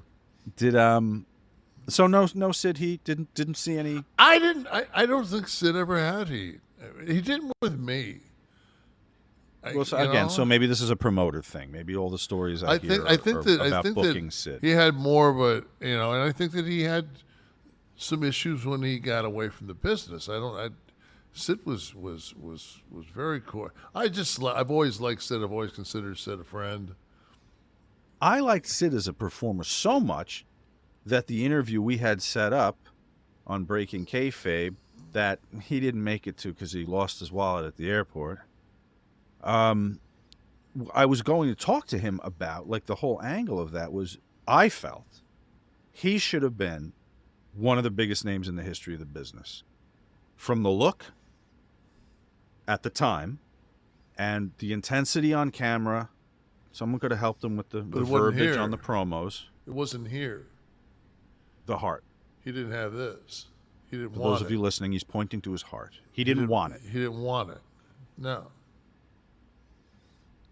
He wanted to play fucking softball. He wanted to play softball. So he was his own worst booker, I think. Yeah, but I'm just saying, if you, it's not, when people say, Nash did it for the money, you know what? When you tear your quad and the doctor comes in and goes, nobody comes back from a quad tear at 42.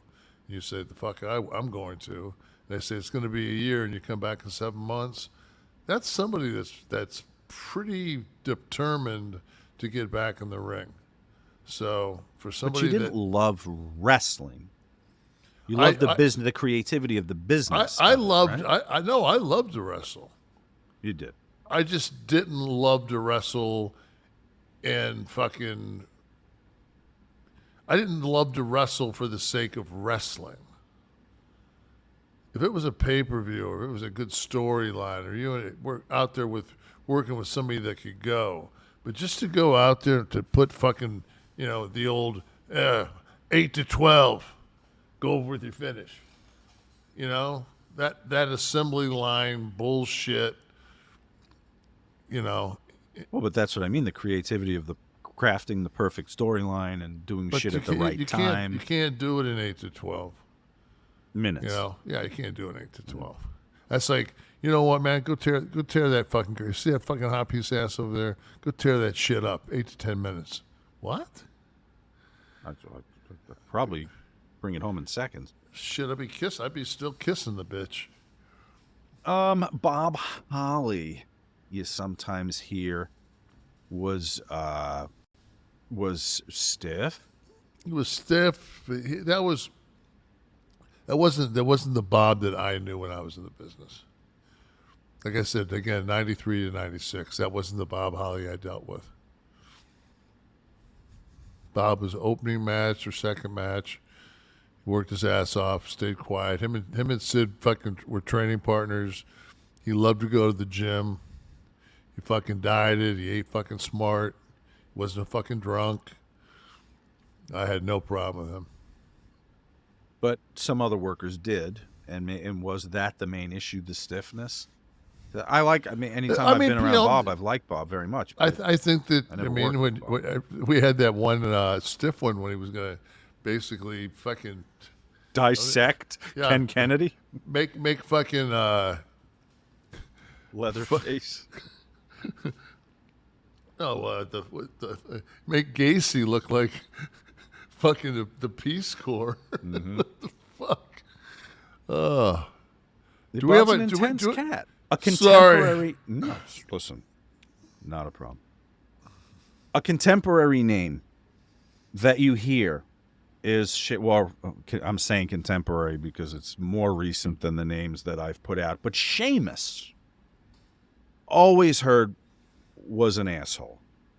And I asked all the guys that I had on who were newer guys that worked with him, and on camera, everyone fucking baby-faced.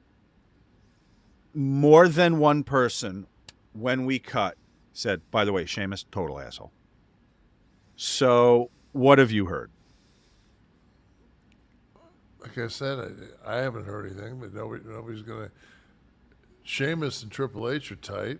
They know that Paul and I are tight, so fucking that's going to go right. You're not going to fucking say shit to me.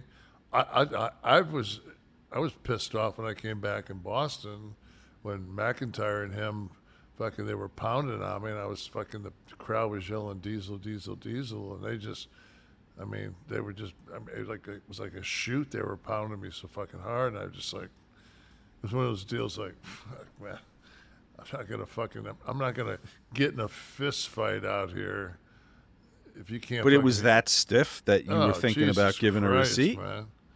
I didn't know how else I was going to be able to fucking make a comeback with them because they weren't going to. I hit one of them with something like a working shot, and they sold it. And I'm just like, yeah. See, now that's dickish, is it not? Or it's inexperience. If you can't hear the fucking people, then it's not, You can't hear the people, and then selling what should be a comeback. Well, it just tells it.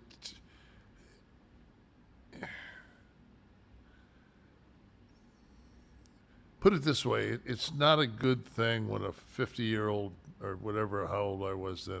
I know I was in my 50s.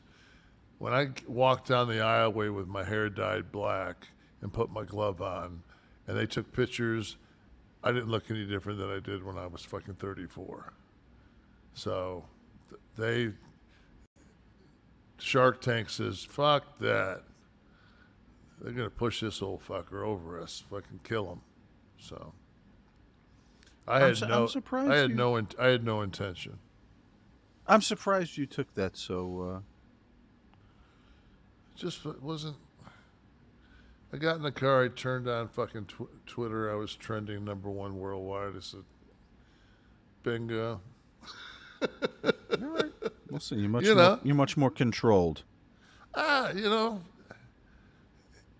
think in the moment, in the ring. I think Dallas used to call me Cavalier Kev. Like, fuck it, man. That sounds like Dallas, actually. All right, another name, Sonny. Sonny, also true. I'll feed you a little shit. I didn't like her.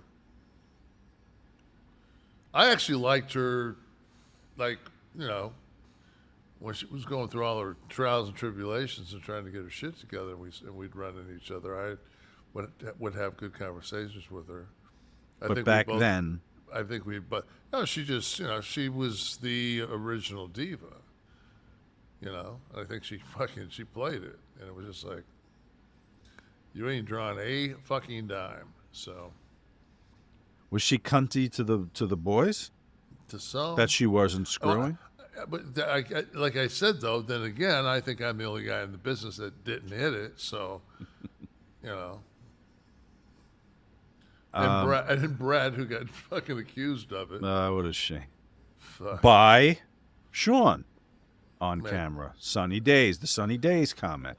Imagine that. that. Very Me nice. working for you. Whoa, signs everywhere, signs. So that may play into some of the HBK dickiness. I saw a thing that I was going through the other day, and Brett was, it was like one wall of the cage was up,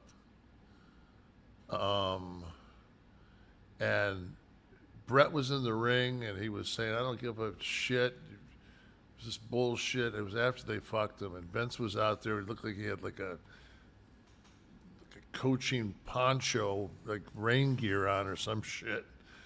And it was in black and white. Excuse me. And I don't know what it was from, but I mean, it was Brett going on a tirade. Is this the shot? Yeah, that's it. I don't remember. Was that a house show? Yeah.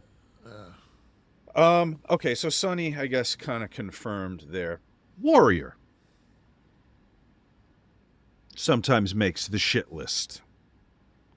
I just think he was just insane. He was insane, but when you give your body to someone who's insane, he didn't really do anything though. All he did was clothesline and splash. It wasn't like he fucking had an arsenal of suplexes, and he wasn't. Well, he would do the press slam. Yeah, it wasn't. Right. Yeah, you got to drop yet.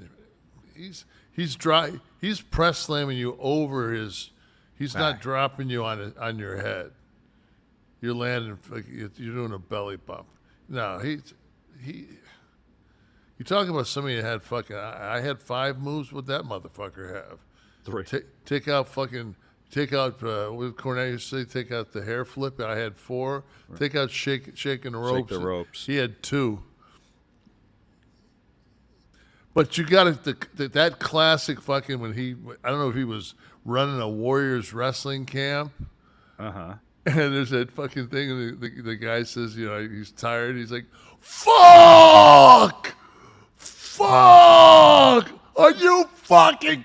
What you fucking might been on this planet, twerp, you motherfucker!" And these kids are just like, he just goes berserk, and I'm just like, see, like that. I could have got if Jim would have been that guy around me, I would have fucking be like, yeah, cool. What about his booking difficulties, refusals to job? Did you hear any of that? I think it's just the fact that he wasn't allergic to the bearskin rug. All right, so since you brought it up, it's a famous line from Scott. What's the origin? What's the genesis of Vince and Warrior on bearskin rug? There is none. It's one of those fucking. Well, who first threw it out there? Was it Scott first? No, it was a story that we heard that was doctored. It was the start at the front of the class. Your mom has a fire hose in her hand, and it gets to the back of the 3rd grade class, and your mom's fucking everybody at the firehouse. Right. So it was that. I prefer to leave the story intact. It's a very loving image I have in my head. Okay, JBL, locker room bully, feared by everybody. Workers like Edge was one of them, I know, that claimed a lot of hazing at his hand. I feel like I'm on that show fucking Rivals right now. And they're going around and they're talking about Batista and Edge's angle that I wasn't there for the entire fucking time. And they're trying, like, JBL was, he just started. All I remember when JBL, we were on a European trip and he used to bring a bull rope to the ring with a bell on it. And I stole it before his match. And then all through his match, I would take my hand and stick it through the curtain of the ring entrance and ring his bell, like ring the bell on the rope like a dick. And then when he came back, he was just laying there, like nobody was going to say anything. It was just like it was a rip. But I mean, that's JBL didn't. But you talk to workers and you never. Yeah, but that's not. It's like, so I haven't seen Edge and fucking. Me and Edge sat down and had dinner in New Orleans, one of those two shows. I hadn't seen him in forever, and there was a couple of. I think Ray was there. There was a couple of us where it was like at a little restaurant that was in the hotel. It was later at night, and I think guys were going in there to get drinks, and we ended up. I think Edge and I ended up eating, and but when you catch up, it's just not like, hey, can I ask you a question? JBL, you ever rough you up in the ring? It's like it just doesn't come up. Okay, doesn't come up. Here's a name that I know you're not going to babyface: Bill Watts. Dick. Everything we hear is true. Bully. I should have beat the fuck out of him. And Cornell will hear this again. I'd like to see you try. Everybody thought that guy was so fucking tough. I'll guarantee that fucker had a glass jaw. Well, he was tough when he asked somebody to get on all fours, and they him, did, and then he mule kick you in the fucking chin. You know. I don't know. Maybe I didn't know him well enough. I don't know. But your interactions with him were when he came in as a booker for Vince. No, he was in charge of WCW, and he right, took everybody that was on contract and put us on nightlies. Didn't you then, though, work with him again in WWE and had an altercation at Madison Square Garden? He had the privilege to work underneath my reign. He fucking underneath my reign. He had no fucking say so in anything that I did. Didn't you go home in about 4 minutes with Yoko when he was after it took agenting? After it took him 45 minutes to put it was like 2 minutes. After it took him 45 minutes to put the ring up. The cage. The cage, I mean. Yeah. Fuck this. You're sitting there and you watch everybody packing up their shit and going home, and these fucking guys can't put the cage together.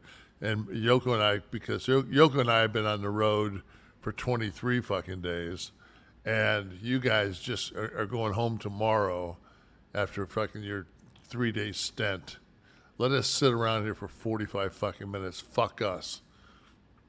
No, fuck you. Was that, though, a receipt for when you worked with him in WCW, or? No, he had nothing to do with it. He just stayed and watched it, so he could be a cunt. So he could fucking. You guys didn't put in much time, and I knew that's what he was going to do. So no matter what we did was going to be fucking not enough. So why do anything?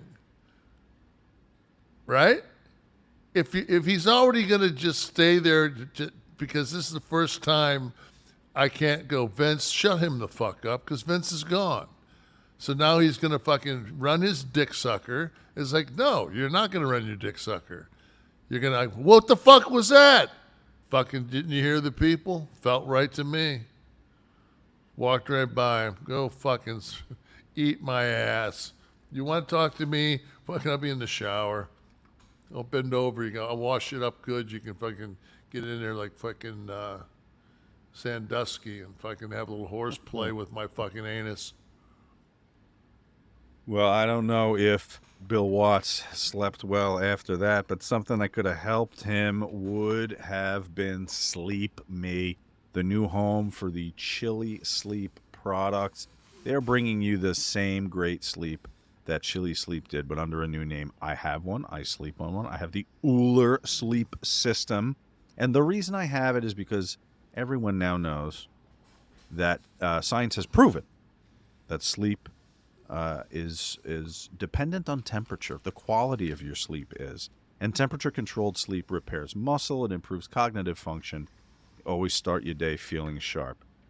That's where Sleep Me comes in, okay? It makes the coldest sleep systems available. They create the environment that meets the body's natural need for lower core temperature. You can go down with it, go up. There's an app. You put it right on the phone. You control it all night long right there. If your phone's at your bedside, while you sleep, you can adjust the temperature.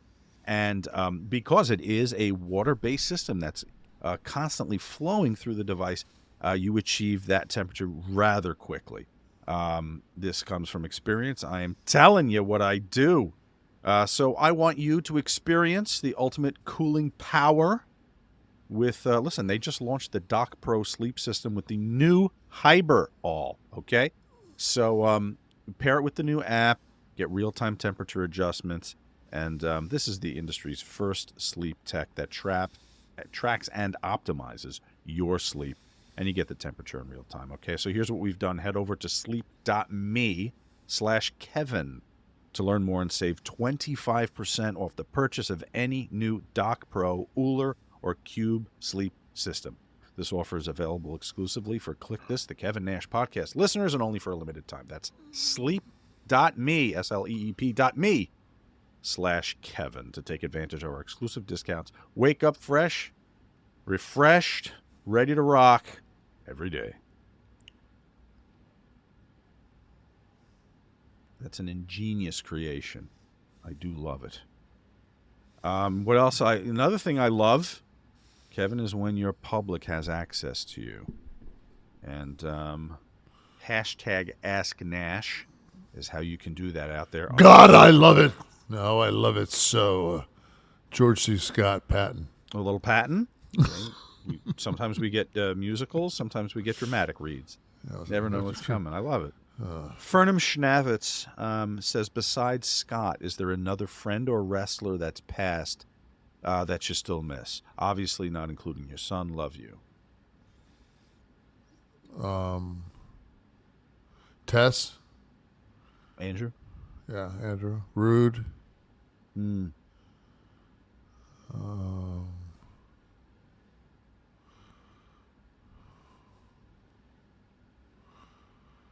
John Tenta, obviously. Yeah, I'm trying to think about people I travel. I spent time traveling with. I know I'm forgetting. Those two are fine. Yeah, a fine selection. I'm sorry, but yeah, my Rolodex on death doesn't go too far. I don't get too far out of Scott and my son right now. Anyone from the audience have something we can bring up? Our live studio audience, David. Kevin at WrestleMania 18 with Rock and Hulk. Was it always the plan for you and Scott to attack Hulk after the match, or was that on the fly due to the crowd reaction? Take us back to that night and Raw after. No, it was, we were supposed to, the original was, Hogan was not supposed to get that response, though he got it the entire fucking, from Rosemont moving forward. But we were supposed to go over on Stone Cold, the two of us, which changes the whole coming down. And then we were supposed to leave Rock leave Rock in a pile, and the NWO was supposed to come out of it strong, and which would have been heat out of WrestleMania, and they changed that the night before, and the rest, as they say, is history. Correct, Mr. Whisper. Eric Bischoff recently spoke on his live Q&A about an altercation in Casper, Wyoming, where you and Hall almost went to blows with Hulk Hogan in the back before a show. Eric said he had to go get in between you all. What was this over? Creative control? Do you recall Casper, Wyoming? No. I mean, that was during all that fucking bike shit. It was. Road Wild? Yeah. Scott and I were in a bad mood because fucking we were so tired of driving around with those fucking motorcycles in a goddamn brown Taurus. Smelling fuel, just a fucking ignition like, the whole time? Just, you know, you're supposed to be at the top of your fucking career, and you know, because Ted Turner likes yachting, we're gonna have a match on fucking on a yacht. It's like, goddamn, man. You know what? The guy, like Eric and those guys had a ball there, and I would never want to deprive that, especially when you run in the fucking company and you made me rich. But in retrospect, I just didn't fucking. I don't care for Bike Week here. I just know that if I hit if somebody fucks up, and they're drunk and they cross over, and even though I fucking got the reflexes of fucking Bobby Allison in his prime, I'm gonna fucking hit you, and I'm gonna probably fucking kill you, and it's just fucked up.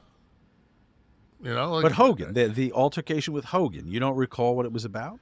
Oh, I'm sure we were fucking. I'm sure we were like fucking with him. I know he had a fucking. I remember one time somebody told me he made a blade, like he was gonna cut our faces if we came at him. It got that heated. I think it was more. He got it. We were. Hey, you want to talk about a couple of dicks? Get fucking Hall and Nash fucking to 2-on-1. Yeah, we'll put JBL, Sheamus. We'll you can put all those motherfuckers in a blender. Sean. Oh, don't think your name wasn't in every fucking research article that I pulled for that segment. Yeah, but fuck. I mean, we covered you last week, though. I'm no walk in the fucking park, and Scott definitely wasn't. So it's just like, you know what? The reason we got along with Sean because we were all fucking pricks. But that Hogan doesn't work for me an hour before the show. Did it just fucking drive you crazy? Yeah. At the time, in retrospect, man, he must have fucking. That'd be like having one chip left, and you get dealt a fucking. You're playing 5-card stud, and you get dealt, and you just. Fucking, everybody's looking at you like, he's fucking done. He just turns over that big fucking ace of spades. I'll take 4. Like, fuck you, man. Like, you still got that ace, man. Boom. It doesn't work for me, brother. Especially when you're writing that shit and you got to time it and put commercials and, boy, fucking 7:45 to retime an entire show. Good luck. Right. Brandon Good. Kev, I've listened to almost every episode, and I don't think this has been asked. I know that when the Kliq This podcast started, T was and still is a big part of the show. I've always wanted to know if Scott planned to be part of the show, like you, Scott, and Sean together. It was no, Scott, because he was sick when we talked about this. But Scott used to do a thing on. Called Last Call with Scott Hall. He used to do like a little thing he'd put on Instagram. He had this was... I would have, though, if he weren't sick. Scott passed in March. Our first show was about Scott, which was in July. But when we were serious about signing, and we did, that was like February when we started talking, February or March, and he was already sick. But I would have... Certainly, the thing is called Kliq This. I would have had all your friends on. Yeah. Anything from the audience? What do we got here? People patiently staying up with us to the wee hours of the goddamn morning. Travis Medway, hey guys, question for Kev. I remember him advocating a 100 rep workout. Does he still do this? Just remind me on the details. Is it with rests? It was a workout done by Steve Mahalik, and Of course, you have to go very, very light. It works great if you end up in like a hotel gym, and something like that where you could do, say flat bench dumbbell presses with your hands in like this, and do 30s for 100 reps. It's one of those things, and you're going to have to rest because 100 reps of anything is going to be it's going to tax you cardiovascular wise. But it's a good.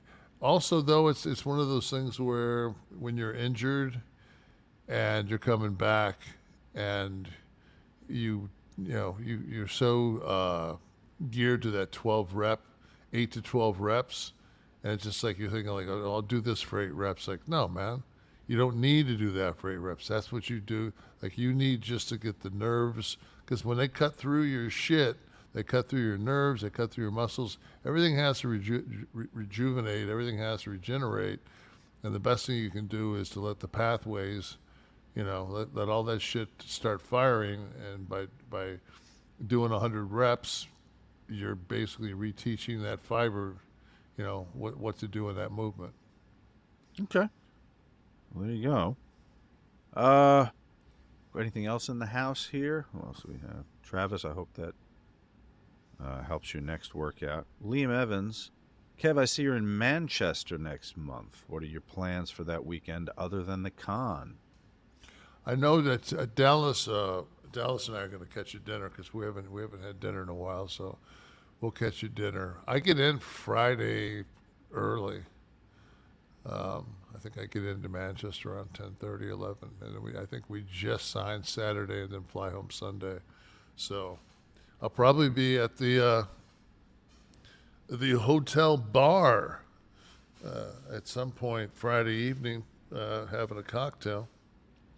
All right, Liam. So if you see him, buy him a cocktail. This is the For the Love of Wrestling, which they are not going with any capital letters in that title for some reason. It troubles me ever so slightly. But this will be April 29th and 30th in Manchester. Is it 2 days? I don't know if you're 2 days, but there's 2 days listed here, Saturday and Sunday. Maybe I am 2 days. And all the big names there. So hold on a second. Let me close to your 42 pounds to get your photo taken with Kev. Barbarian will be there as well. How's my prices? Let me see somebody else. Who's a Hall of Famer in there? Let's see. Zoom in here. We got some negotiations going to happen right now. You get I guess that's a group photo. Big Show, Nash. So Goldberg is 78. How much am I? 42. Good for Bill. Good for Bill. All right. Good for Bill. That motherfucker will be easy to no-show. Jim Davis, can you explain why Lex Luger's not in the WWE Hall of Fame and some lesser-known wrestlers are? This goes back to our Hall of Fame discussion. I don't know a rhyme or reason to any of that.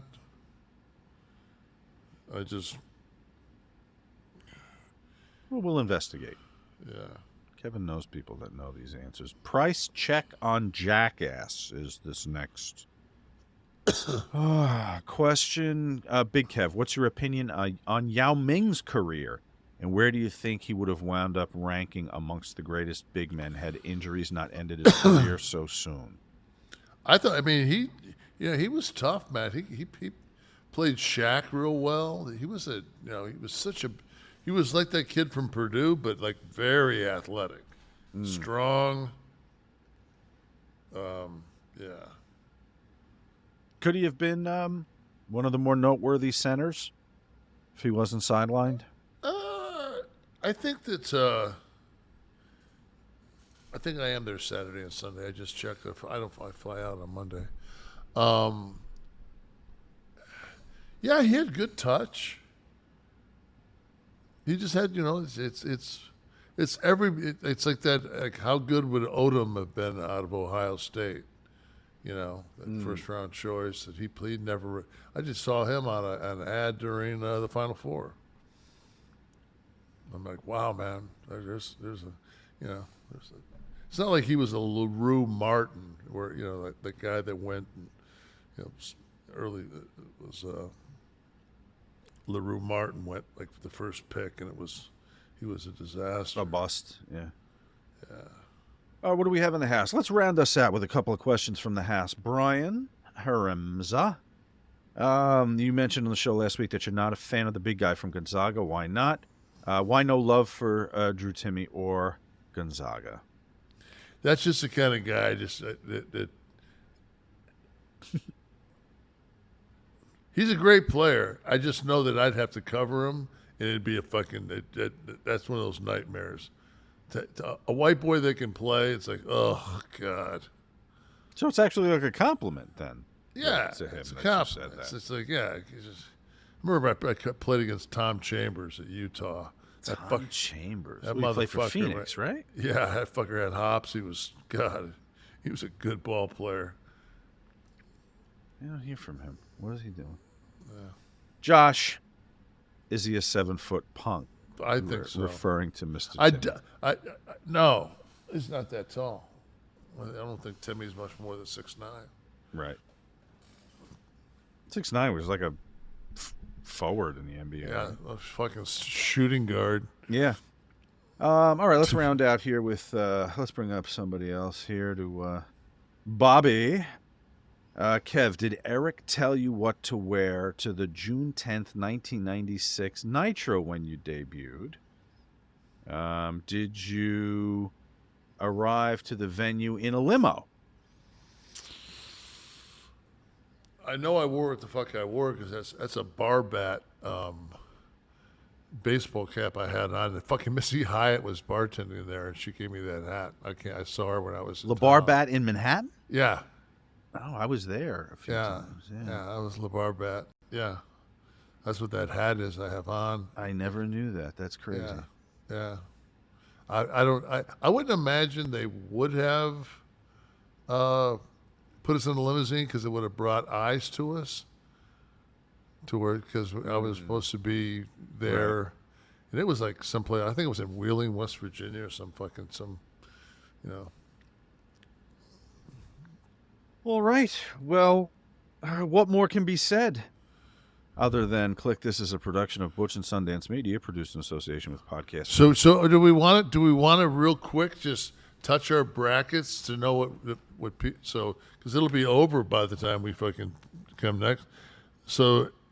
Well, it's kind of all here on that pre-show, which was the show, didn't we? Oh, that is true. We brought them all up on screen. Absolutely right. So Wesley is sprinting to the finish line, an upset in the making. He's not there yet, baby. That's what I'm predicting. He's missing one of the final four. Oh my God, I was out, I was out faster than a drunken prom date. So if anyone's keeping score, there we are. Now I have no goddamn chance in this fucking thing, do I? So this is gonna. You know what though, Steve? As pathetic as your points are, you have a max possibility if you max out at 140. So the future for you there is, me and Dom we're sweeping the fucking arena. You guys are actually we're the other three of us are going to use you guys for organs. Just organ donation at this point. You're going to eat us on the island. Yeah, butterflies or whatever. Make a decent meal. Oh, well, folks. Yellow Jackets. That's that. I've got this. Isn't that what it's called? The show, the series. Yeah. Yeah. Yeah. I just saw it streaming. I watched the first year. I'm like, oh fuck. But I'm watching that What If right now, which everybody hates Zellweger. So I'll be the only one watching that. Producer Steve Kaufmann, graphics by Dominic Deangelo, title sequence and audio edit by Wesley Burrelson, theme song by Dale Oliver. A lot of people putting the song over lately. Yeah. Technical research was by Tristan Nash. Copyright 2023. Butch and Sundance Media. Kev. Will you do another one as the Kliq This March Madness champion next week? Whew. I mean, I was kind of. I don't think I had a proper grasp on where it was going the first week, but this week I think we got the psychology of what we're looking for. As the Florida guy needs to be the most Florida, and the Jersey needs to be the most Jersey, not necessarily. It says your Mac will sleep soon unless. What the fuck, man? This is touching on the technical difficulties that kept our live audience in their seats for a half hour. You're probably just unplugged. Oh, Jesus, that would explain. Maybe it wasn't a power outage. That would explain what happened there. No, it's the fuck. I moved my desk out. This is really what people should watch. The Fred Flintstone in Silicon Valley aspect of the show every week. Yeah, because I'm usually too busy at this point of the night counting my fucking Bitcoin. Listen, the windscreen is valuable. I always debate whether I should put it on here, and so I not worry about my plosives. Steve Kaufmann, ladies and gentlemen, about to make an announcement about his just future fucking around with the company. No big announcement coming. That announcement is for other people to make. Let me just tell you. Before we go How off the air, can people be so just tell everybody how much Steve. Everybody on this show is great. Dom, who does our social media. I know I read everybody's credits, and Wesley, very talented artist, and he does the audio editing. But whenever we need graphics in a pinch, he's like Superman. And Steve is like a workhorse. I mean, you could put anything on this guy's back. He not only does what you guys see here, the live management of this show and maybe some others on the network, but he does this, then he takes what we've done, he refines it, he works the video stuff, he works with Wesley on the audio, provides him in the audio, and then it's strategy to managing what you guys see on YouTube and maximizing the visibility. It's a thankless job, but it's one that makes these shows go. These shows go because of guys like Steve, our entire crew. But Steve's staring at you right now, so I just want to thank you, Steve. It is quite a task. We got a good crew. Appreciate you. Appreciate you. Thank you. Crew, and now we can sign off. It's like anything else. Don't know what you got till it's gone. Oh. I'm thinking about writing a song like that.